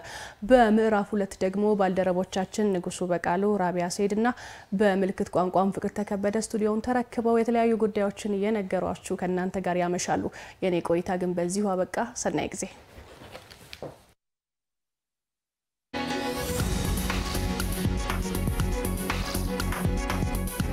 ኤኤምኤን 24/7ን እየመራን ራቢያ ሰይድና ንጉሱ በቃሉ በምልክት ቋንቋው ደግሞ ፍቅር ተከበደ አብረናችሁን ዘልቃለን። ወደ አጫጭር ጉዳዮቻችን አለፍን። ጠቅላይ ሚኒስትር ዶክተር አብይ አህመድ የኮይሻ ኤሌክትሪክ ኃይል ማመንጫ ፕሮጀክት የሚለካ የስራ እድገት ማሳየቱን ገለጹ። ጠቅላይ ሚኒስትሩ በማህበራዊ ትስስር ገጻቸው ባስተላለፉት መልእክት ዛሬ የ2018 ዓመተ ምህረት የመጀመሪያ 100 ቀናት የማክሮ ኢኮኖሚ አፈጻጸም ግምገማ የጀመርነው የኮይሻ ኤሌክትሪክ ኃይል ማመንጫ ፕሮጀክትን በመጎብኘት ነው ብለዋል። ፕሮጀክቱ ባለፈው ከነበረ ጉብኝት በኋላ የሚለካ የስራ እድገትም ታይቶበታል ብለዋል። ጠቅላይ ሚኒስትሩ የግድቡ ከፍታ 128 ሜትር የደረሰ ሲሆን አጠቃላይ የሲቪል ስራው 70% መድረሱን ገልጸዋል። ይህ ስኬት ለኃይል ምንጭ ዋስትናችን ላለን ያላሰለሰ ጽኑ ጥረት የምስክር የሚሆን ነው ያሉት።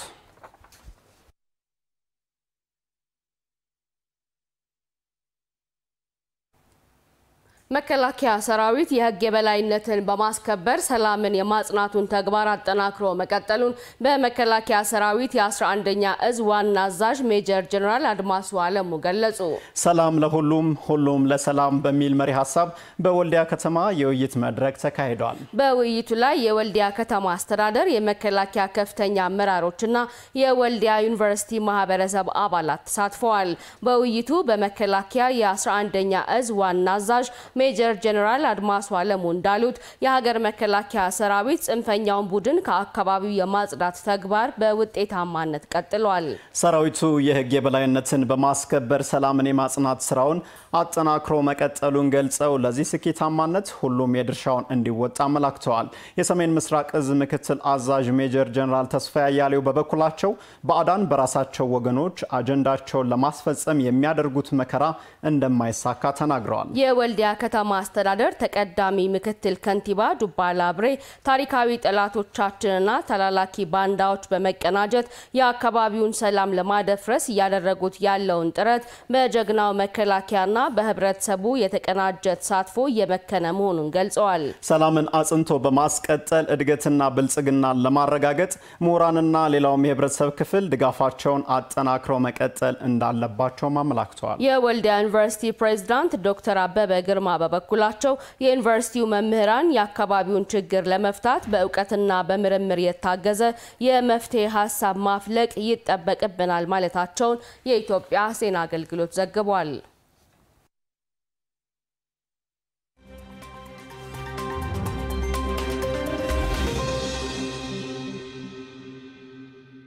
ተመልካቾቻችን ለኤምኤን 24/7 ምዕራፍ 2 በዝርዝር ወደ ተሰናዱ መረጃዎች እናልፋለን። አሁንም አብራችሁን አምሹ። በግብርናው ዘርፍ ብዛት ጥራትና ቀጣይነት ያለው ምርትና ምርታማነትን ለማሳደግ የሚያስችል የግብርና ኤክስቴንሽን አገልግሎትና አስተዳደር ረቂቅ አዋጅ መዘጋጀቱ ተገለጸ። በኢፌዴሪ የሕዝብ ተወካዮች ምክር ቤት የግብርና ጉዳዮች ቋሚ ኮሚቴ የባለብዙ ተዋንያን የግብርና ኤክስቴንሽን አገልግሎትና አስተዳደር ረቂቅ አዋጅ ላይ ከባለድርሻ አካላት ጋር የውይይት መድረክ አካሂዷል። ይታያል አጥናፉ ተጨማሪ ያለው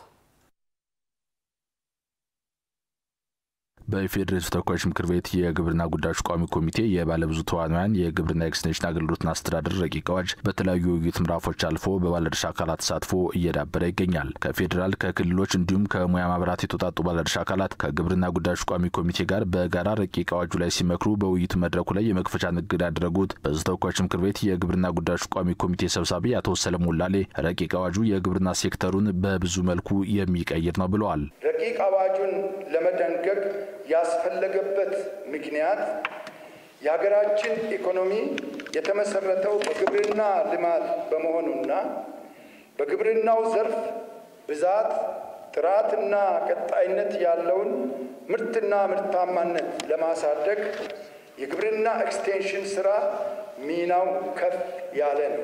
ረቂቅ አዋጁ ላይ ከዚህ ቀደም ውይይትና አስረጅ መድረኮች የተካሄዱ ሲሆን አሁን የተካሄደው ውይይትም ተጨማሪ ግብዓት ለማሰባሰብ የሚያስችል ነው ተብሏል። ረቂቅ አዋጁ በግብርና ኤክስቴንሽን ዘርፍ ይታዩ የነበሩ ችግሮችን በመቅረፍ በዘርፉ ቀጣይ ለተያዙ ታላላቅ ግቦች ስኬት እንደሚያግዝም ታምኖበታል። ረቂቅ አዋጁ በኢትዮጵያ የግብርና ኤክስቴንሽን አገልግሎት አስተዳደር ልማት እንዲሁም በተፈጥሮ ሀብት ልማት ዘርፍ ተደራሽነት፣ የጥራት የአቅምና አፈጻጸም ውስንነትን ለመቅረፍ የሚያስችል እንደሆነም ተጠቁሟል። ረቂቅ አዋጁ ዳብሮ ከጸደቀ ለማህበረሰቡ የኤክስቴንሽን አገልግሎት መስጠት የሚችሉ ሞዴል አርሶ አደሮች፣ በግብርና ስራ የተሰማሩ ባለሀብቶች፣ የህብረት ስራ ማህበራት፣ ዩኒቨርሲቲዎች፣ ሲቪክ ማህበራት፣ ሌሎችም በዘርፉ መስራት የሚችሉ የባለድርሻ አካላት በእውቀት ላይ ተመስርተው መሬት፣ ውሃንና የተፈጥሮ ሀብትን ለመንከባከብ፣ ለመጠበቅ፣ ለማደስና ለማስተዳደር እንዲሁም የእንስሳትና የሰብል ወዘተ አዳዲስ ቴክኖሎጂዎችን በፍጥነት ለህብረተሰቡ ለማዳረስ የሚያበቃና የግብርናውን ዘርፍ ምርትና ምርታማነትን በማሳደግ ትልቅ ሚና ለመጫወት የሚያስችልና ችግር ፈቺ ረቂቅ አዋጅ በመሆኑ ነው። ረቂቅ አዋጁ ዳብሮ ከጸደቀ ለህብረተሰቡ ኤክስቴንሽን አገልግሎት መስጠት የሚችሉ ሞዴል አርሶ አደሮች፣ በግብርና የተሰማሩ ባለሀብቶች፣ የህብረት ስራ ማህበራት፣ ዩኒቨርሲቲዎች፣ ሲቪክ ማህበራትና ሌሎችም መስራት የሚችሉ ባለድርሻ አካላት የግብርናውን ዘርፍ ምርትና ምርታማነት ለማሳደግ ህጋዊ ማዕቀፍ እንደሚሆንም ተገልጿል። አዋጁ የተዋቀረባቸው ታሳቢዎች አዋጁ ሲደራጅ ሲዋቀር ፕሪንሲፕሎች አሉት፣ ሀሳቦች መነሻ ሀሳቦች አሉት። ዋናው ነገር መሰረታዊ ስር ነቀል የሆነ ለውጥ ማጣት ነው። እንግዲህ ከመንግስት ወደ ባለብዙ ተዋንያን አገልግሎት ነው ሺፍት የምናደርገው። መንግስታዊ ብቻ ከነበረ አገልግሎት ወደ ተጠና ወደ ተሰነደ ወደሚመራ አገልግሎት ነው ሺፍት የምናደርገው። ስለዚህ ኦልሞስት የግብርና ኤክስቴንሽን አገልግሎቱ ትራንስፎርም በሚያደርግ መልኩ ነው የሚመራው ማለት ነው። ስለዚህ መሰረታዊ ለውጥን ለማምጣት ታሳቢ ያደረገ አካሄድ ነው የተከተልነው።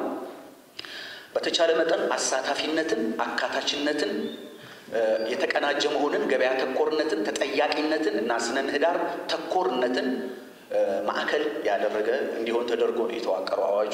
በውይይት መድረኩ ላይ ከፌዴራል ከክልሎች እንዲሁም ከሙያ ማህበራት የተውጣጡ ባለድርሻ አካላት እንዲሁም ተጋባዥ እንግዶች በረቂቅ አዋጁ ላይ ቢስተካከሉ ያሏቸውን ሀሳቦችና የግልጽነት ጥያቄዎችን አንስተው በቋሚ ኮሚቴ አባላትና በአመራሮች ያስረጀ ውይይት ተደርጎባቸዋል። የባለብዙ ተዋንያን የግብርና ኤክስቴንሽን አገልግሎትና አስተዳደር ረቂቅ አዋጅ ለሕዝብ ተወካዮች ምክር ቤት ቀርቦ የግብርና ጉዳዮች ቋሚ ኮሚቴ የውሳኔ ሀሳብ ለምክር ቤቱ እንዲያቀርብ መመራቱ አይዘነጋም። ለአካል ጉዳተኛ ተማሪዎች የልዩ ፍላጎት ትምህርት ቁሳቁስ ድጋፍ ማድረግ የተማሪዎቹን መጻኢ እድላቸውን ማሳመር መሆኑ ተገለጸ። የአዲስ አበባ ከተማ አስተዳደር ትምህርት ቢሮ ለአካል ጉዳተኛ ተማሪዎች የልዩ ፍላጎት ትምህርት ማሟያና የአካል ድጋፍ ቁሳቁስ አበርክቷል። ዝርዝሩን ከምትኩ ተሾመ እንከታተል። የአዲስ አበባ ትምህርት ቢሮ የአካል ጉዳት ላለባቸው ተማሪዎች አጋዥ የሆኑ የትምህርት ግብዓቶችን ድጋፍ አድርጓል። ድጋፍ ከተደረገላቸው ተማሪዎች መካከልም በአዲስ ምዕራፍ የመጀመሪያ ደረጃ ትምህርት ቤት የአንደኛ ክፍል ተማሪው ኖቤል በረከት አንዱ ነው። የተማሪው ወላጅ እናት ወይዘሮ ብርክቲ ኃይለ ማርያም አይነ ስውር ልጃቸው የብሬልና ልዩ ልዩ የመማሪያ ቁሳቁስ ማግኘቱ ከሌሎች እኩዮቹ ጋራ በትምህርት እኩል ተወዳዳሪ እንዲሆን እድል እንደሚሰጠው ተናግረዋል። የብሬል መጻፍና የተለያዩ ቁሳቁሶችን በማግኘታችን በተለይ ብሬል መጻፉ ተማሪው መማሪያ መጻፍ ከዚህ በፊት የነበረው የትምህርት ሲስተም መማሪያ መጻፍ የለውም ነበር። አሁን ግን በብዙ ሚሊዮኖች ብር አስቆጥሮ ከፍሎ ይህን መጻፍ አትሞ መስጠት ማለት ለነዚህ ልጆች መጻኢ እድላቸውን ማሳመር ነው እኔ ብዬ የምለው። ምክንያቱም ከኩዮቻቸው እኩል ማንበብ ይችላሉ፣ ከኩዮቻቸው እኩል የተሰጣቸውን የቤት ስራ መስራት ይችላሉ ማለት ነው። የአዲስ አበባ አካል ጉዳተኞች ማህበር የትምህርት ዘርፍ ኃላፊ አቶ ለገሰ ኃይለ ማርያም በእሳቸው የተማሪነት እድሜ በመማሪያ ቁሳቁስ ማጣት በችግር ተምረው ማሳለፋቸውን አስታውሰው አሁን መንግስት የአይነ ስውራን መማሪያ መጽሐፍ ታትሞ ማቅረቡ ለአካል ጉዳተኞች የተሰጠውን ትኩረት ያሳያል ብለዋል። መጽሐፍ ሁለት በላይብረሪ ካለ ራሱ ተሻምተን ነበር ምናነበው። ዛሬ በትክክል ታትሞ በበቂ ሁኔታ መግባቱ ከሌሎች አቻዎቻቸው ጋር አይነ ስውራንም ሆነ ሌሎች ጉዳተኞች እንደልባቸው ተወዳድረው ደረጃቸውን አስጠብቀው ለመሄድ ያለ ጭንቀት እንዲማሩ ለማድረግ ከፍተኛ ጠቀሜታ አለው። በሚኖራቸው የትምህርት ጥራትም ላይ ትልቅ ተጽዕኖ ያደርግላቸዋል። የትምህርት ቢሮ ኃላፊ ዶክተር ዘላለም ሙላቱ በዚህ ወቅት እንደተናገሩት አካል ጉዳተኞችን ያካተተ የትምህርት ተደራሽነትና ጥራትን ለማረጋገጥ ቢሮው ሰፊ ትኩረት ሰጥቶ እየሰራ ይገኛል። በሁሉም ክፍለ ከተማ ለሚገኙ የአንደኛ ደረጃ ትምህርት ቤቶች የአካል ጉዳተኛ ተማሪዎችም የቁሳቁስ ድጋፉ በመንግስት ተገዝቶ መሰጠቱን ተናግረዋል። እነዚህ ተማሪዎች ከሌሎች እድሜ ኩዮቻቸው ተማሪዎች ጋር በጋራ ለመወዳደር የሚፈለገው ደረጃ ላይ ለመድረስ አካል ጉዳት ገደብ ይጥልባቸዋል። ይሄ ደግሞ ትልቅ ሀብት ይፈልጋል፣ ካፒታል ኢንቴንሲቭ ነው።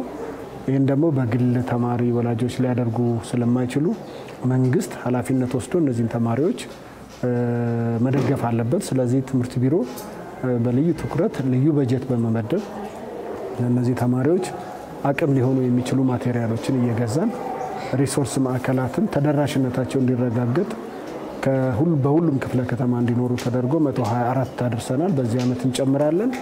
በተናጠልም ደግሞ አቅም በፈቀደ ልክ ደግሞ እንዲደርሳቸው እያደረግን እንሰራለን ማለት ነው። ለተማሪዎቹ የተደረገው የመንግስት ድጋፍ የመማር ማስተማር ሂደቱን ውጤታማ በማድረግ ረገድ ቁልፍ ሚና ያለው ሲሆን ልዩ ልዩ የአካል ድጋፍና የትምህርት ቁሳቁስ ለሁሉም አካል ጉዳተኛ ተማሪዎች እንዲዳረስ መደረጉንም ዶክተር ዘላለም ጠቅሰዋል። እንደ ብሬል መጻፊያ ኬን የሚደገፉባቸው የሚመሩባቸው ከዚህ ጎን ለጎን ደግሞ ድምጽ ያላቸው ሰዓትና ካልኩሌተሮች፣ መጫወቻ፣ ድምጽ ያለው ኳስ እንዲሁም ደግሞ በአይነቱ ልዩ በሆነ መልኩ በዚህ ዓመት የሰራ ነው።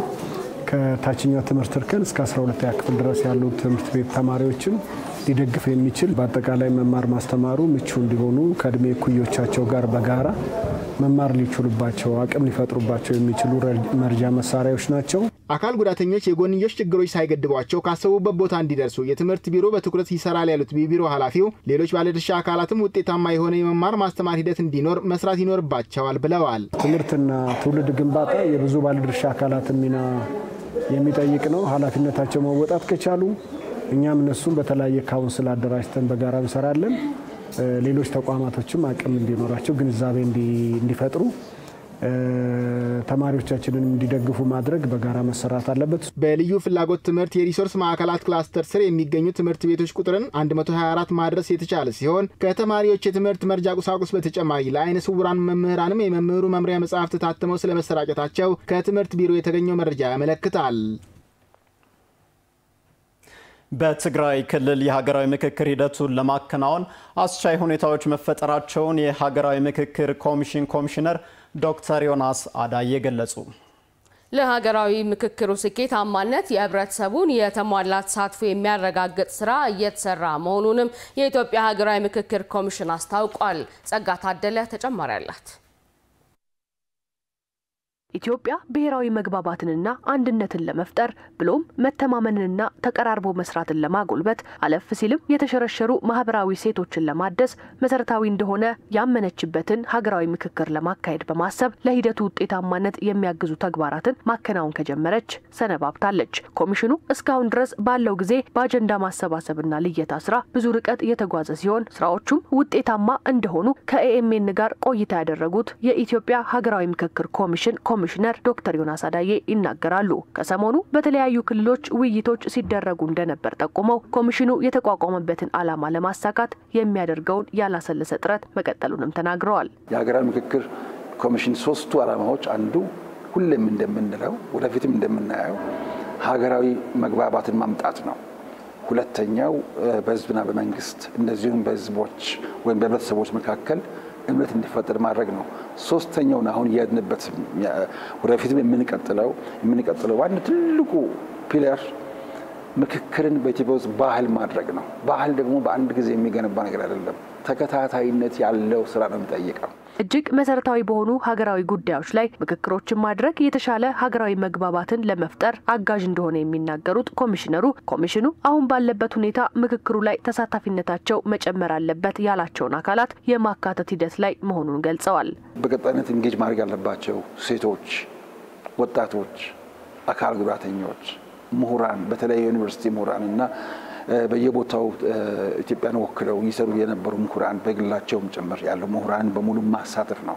ስለዚህ ባለፉት ሳምንታት እነዚህን ስራዎች እየሰራን ነበር። በውጭ ያሉ የኢትዮጵያ ዲያስፖራዎችን ወይም ትውልደ ኢትዮጵያውያን በአጠቃላይ ደቡብ አፍሪካ፣ አሜሪካ፣ ካናዳ፣ መካከለኛው ምስራቅ፣ አውሮፓ በተለይም እንግሊዝና ስዊድን በእነዚህ የተከናወኑ ስራዎች ነበሩ።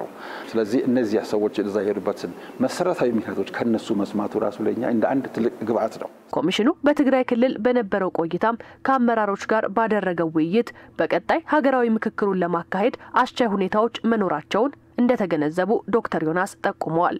ህዝቡ ነው አስቻይ ሁኔታ። ህዝቡ ጦርነት በቃን፣ አንገሸገሸን፣ ሰለቸን፣ ዳግም ጦርነት አንገባም የሚል አቋም ነው የያዘው። ብዙ ፖለቲካ ፓርቲዎችም ምሁራንም ቋንቋቸው ይሄ ነው።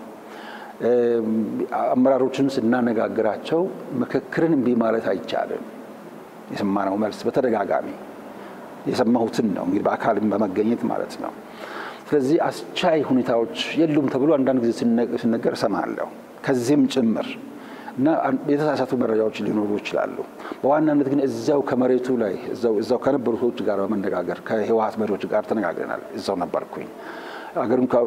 ክልሉን ከሚመሩ አመራሮች ጋር ከካቢኔው ጋር ተነጋግረናል። ከነሱም ያገኘነው አዎንታዊ መልስ ነው። አስቻይ ሁኔታዎች አሉ። የወደፊቷን ኢትዮጵያ ሰላምን ለማጽናት የሚከባበርና የሚተማመን ትውልድን ለመፍጠር ብሎም አንድነትንና መግባባትን ለማስፈን ምክክር ዋነኛው መንገድ መሆኑን የሚናገሩት ዶክተር ዮናስ የተጀመረው መንገድ ለኢትዮጵያ መጻኢ ዕድል አዎንታዊ ሚና እንዳለውና ህዝቡም ለዚህ ዝግጁ መሆኑን ጠቁመዋል። ህዝባችን ዝግጁ ስለሆነ፣ ሰላም ፈላጊ ስለሆነ፣ ልማት ፈላጊ ስለሆነ፣ እድገት ፈላጊ ስለሆነ፣ አንድነትን የሚፈልግ ህዝብ ስለሆነ አዎንታዊ ሁኔታዎች መሬት ላይ አሉ በአጠቃላይ። ስለዚህ ከሚዲያም የምንጠብቀው እንግዲህ ይሄንን ማነሳሳት ነው። ፖቴንሻል አነሳስቶ ወደ ምክክሩ አምጥቶ ኢትዮጵያን ሰላማዊት የበለጸገች እና በከፍታ ላይ ሁሉ ጊዜ ከማንም ማታንስ ሀገር ማድረጉ የሁላችንም የስራ ድርሻ ነው ብዬ አስባለሁ። ለሀገራዊ ምክክሩ ስኬታማነት ሁሉም ዜጋ የድርሻውን መወጣት እንዳለበትም አመላክተዋል።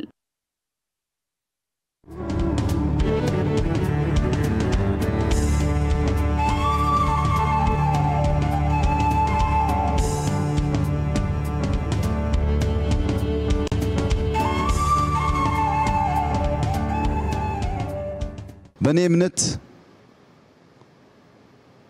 2018 የተስፋ ብርሃን ጭላንጭል የሚታይበት አመት ይሆናል ብለን የተናገርነው 4 አመት 5 አመት ሊሆን ይችላል ስልጣና ስንሰጥ የነበራችሁ ታውቃላችሁ።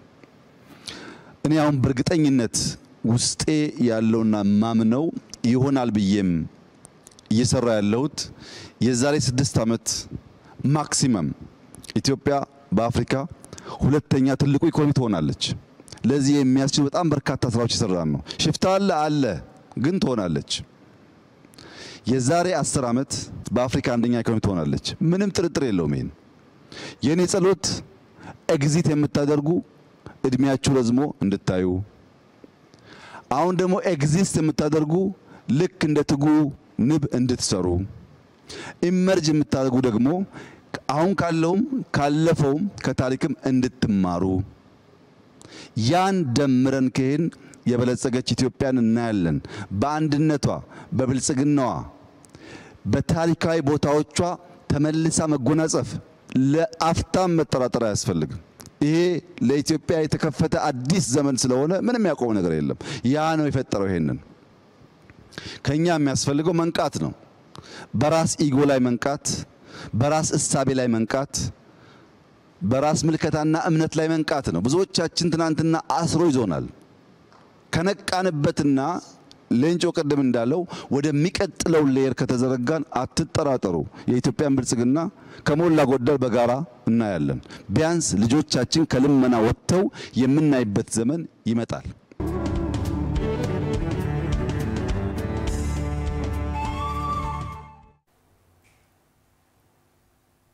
አዲስ ሚዲያ ኔትወርክ ላይ ትገኛላችሁ ተመልካቾቻችን የኤምኤን 24/7 ዘገባዎቻችንም እንደቀጠሉ ናቸው የሙዳይ በጎ አድራጎት ማህበርን ከምስረታው ጀምሮ የብዙሃንን እንባ ያበሰ አለሁላችሁ በማለት ያጽናና መሆኑ ተነገረ ሮዝሊን መሐመድ ከማህበሩ ምስረታ እስከ ዛሬው ጥረቱ ድረስ ያለውን የድርጅቱን ሂደት ከመስራቿና ስራ አስኪያጇ ወይዘሮ ሙዳይ ምትኩ ጋር ያደረገችው ቆይታ እንደሚከተለው ይቀርባል አብረን እንከታተል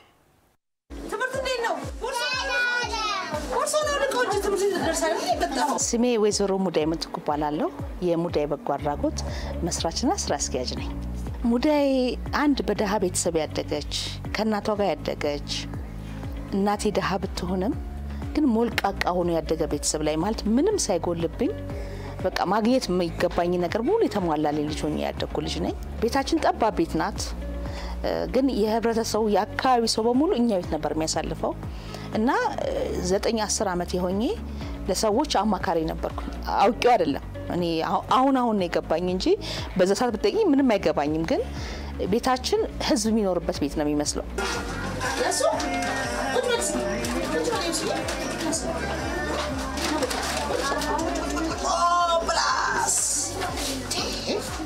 በ18 አመቴ ልክ ሃይ ስኩል ማትሪክ ተፈተንኩኝ ግንቦት ማትሪክ ተፈተንኩኝና ሰኔ እዚህ ቤት ገባሁኝ ቀጥታ በቃ ቤት ፈልጉኝ ትሬት ከፍታል ብዬ አልኩኝ አይቻል ልምዶ አለኝ ይሄ ቤት ተገኘልኝ እግዚአብሔርና አመሰግናለሁ ይሄው 25 አመት ኖርኩበት እዚህ ግቢ ላይ በጎ አድራጎት ጀመረ የተከፈተው ቢዝነስ ነው የተከፈተው ከዛ ግን ጨርሼ ስራዬን ወደ ገርጂ በሚሄድበት ሰዓት ላይ ምን ያጋጥመኛ እናትና ልጅ ሲለምኑ ያለው ከአባት ጋር ሲለምኑ ያለው ጠይቃቸዋል እናንተ ለምኑ ልጆቹ ግን ለትሪት ማትልኩት ይስላቸው ህንጻ መከፍለው የለኝም ምሳ መቋጠሩ የለኝም ደብተር ብዙ ምክንያቶች ይነግሩኛል ሲነግሩኝ ምን አልኳቸው ችግር የለም እኔ ጋምጡ ነጻ አስተምራለሁ አልኳቸው አስገባው ብዙ ልጆች በራሴ ስልጣን ከዛ ምን ተፈጠረ ዩኒፎርም አለበስኳቸው እነዚህ ልጆች ከዛ ከፋዮች የልጆቻቸው ዩኒፎርም ከኔ ቢጤ እናቶች ጋር ተቀምጠው አዩ ከዛ ኮሚቴ አዋቀሩና እንዴት የኛ ልጆች ከኔ ቢጤ ጋር አብረው ይማራሉ የሚል ጥያቄ ያቀረቡልኝ እንደውም እኛን የተጎዳ ነው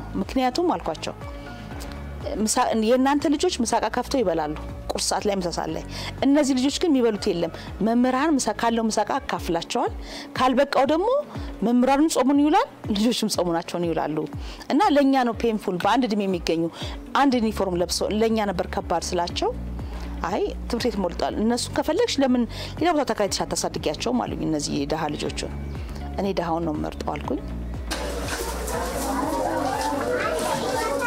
በቃ ስራ መስራት አለብኝ መጀመሪያ አረሳውን በህይወቴ ኮንትራት ነው ያስኩት የአንድ የትምህርት ቤት ኮንትራት ሻይ ቤቱን ኮንትራት ይዤ የትምህርት ቤት ኮንትራት ሻይ ቤቱን ይዤ ማለት ነው የተለያዩ ምግቦች ማቅረብ ጀመርኩኝ ግቢ ያስዋል ማል ሰራው የለም እንዳልኩሽ በንግዱ ዓለም ጎበዝ ነኝ ሰራለሁኝና ያን ሰርቼ ግን ምንድነው ዞሮ ለዚህ ግቢ ነው ማለት ቤት ክራይ ከፍልበታለሁ በዛን ሰዓት መምህራን ደሞዝ ከፍልበታለሁ ልጆቹን መግብበታል በሰዓቱ ማለት ነው ስልስል በቀን አንዴ መመገብ ጀመርኩኝ ልጆቹን ምክንያቱም ይራባሉ ብዬሻለሁኝ ከባድ ነበር እናቴ በዛ ሰዓት በጣም ታግዘኝ ነበር እንጀራ መሸጥ ባልትና መሸጥ በጣም ታግዘኝ ነበር ያን ነገር ደግሞ አልተውኩትም አሁን ድረስ አሳድጌው አሁንም ኤክስፖርት አደርጋለሁ ባልትና ላይ እንጀራ ላይ እንዲሁም ደግሞ የተለያዩ ቢዝነሶች አሉኝ ኮተት ላይ ዶሮ ላይ ጸጉር ቤት የተለያዩ ቢዝነሶች አሉኝ እነሱ ግን በገቢው ለዚህ ግቢ ነው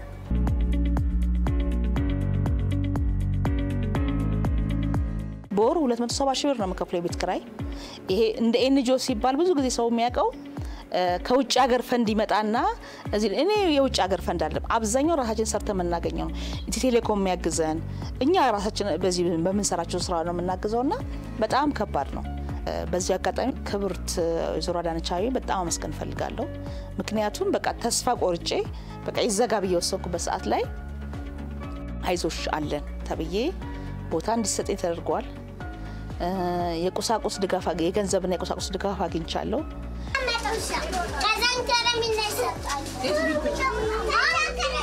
ደስተኛ ነኝ በጣም በመሰራው ስራ። አሁን እኔ ሰርቼ ራሴን ልለወጥ ብል እንደ ቢዝነስ በጣም እችላለሁ። ችግር የለም። ነጋዴም ስለሆንኩኝ ቢዝነስ ዓለም ስላለው መስራት እችላለሁ። ግን የኔ ሙዳይ ደስታው እንደምትይ የአንድ ልጅ ህይወት መቀየር የአንድ እናት ህይወት መቀየር እኔ ከ2000 በላይ እናቶችን ቀይሬያለሁ። በዚህ በጣም እኮራለሁ።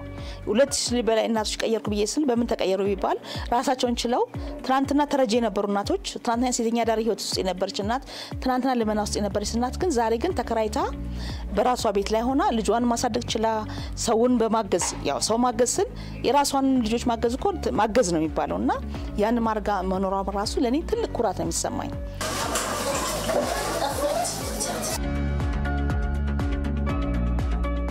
ቁጡ ነኝ በጣም ከሰው ጋር ያለኝ ነገር እንትን አይደለም። ግን እዚህ ስገባ ብዙ ነገር የተቀየረው እውነት ምነግርሽ ነገር እዚህ መጥቼ ግቢውን ስረግጥ የሆነ የሚሰማኝ ደስታ አለ። ይሄ ከክፍያ አንፃር ከብር አንፃር ወይ ከስራ አንፃር አይደለም። በቃ ልክ ስገባ ደስ የሚለኝ ነገር አለ እና መልካምነትን ተማሪባታለሽ፣ ራስን መግዛትን ተማሪባታለሽ። የሚገርመኝ ወደ ሰፊ ናት፣ አትናደድም። አታ እንኳን ቤት ምሰጠው ብታጣ እፊቷ ላይ ምንም አይታወቅባትም እና ይሄ ነገሯ ደስ ይለኛል። ጠንካራ ሴት ናት። ማሻገር እኮ በጎነት ነው። ያለኝ ልብስ ማካፈል በጎነት ነው። በጓራጉ ድረስ መሄድ አይጠበቅብንም እና መጸለይ እኮ በጎነት ነው። እኔ ሁሉም እምነትኛ አይገባንም። የፈለገውን ሰው ያመነውን ስላመነ ግን በሚያመልከው አምላክ ስም እግዚአብሔርን ቢጸልይ ትልቅ ዋጋ አለው ብዬ አስባለሁና አንደኛ እሱን ቢያናርግ ሁሉም ሰው እንደገና እንደ ሙዳይ ደግሞ ቤታችን ሁሌም ክፍት ነው። ከሰኞ እስከ ሰኞ መታችሁ እዩን ጎብኙን እላለሁ። አዲስ ሲኒማ ኮምፕሌክስ ዘመኑን የሚዋጅና ትውልድን መሰረት ያደረገ ሲኒማ መሆኑ ተገለጸ።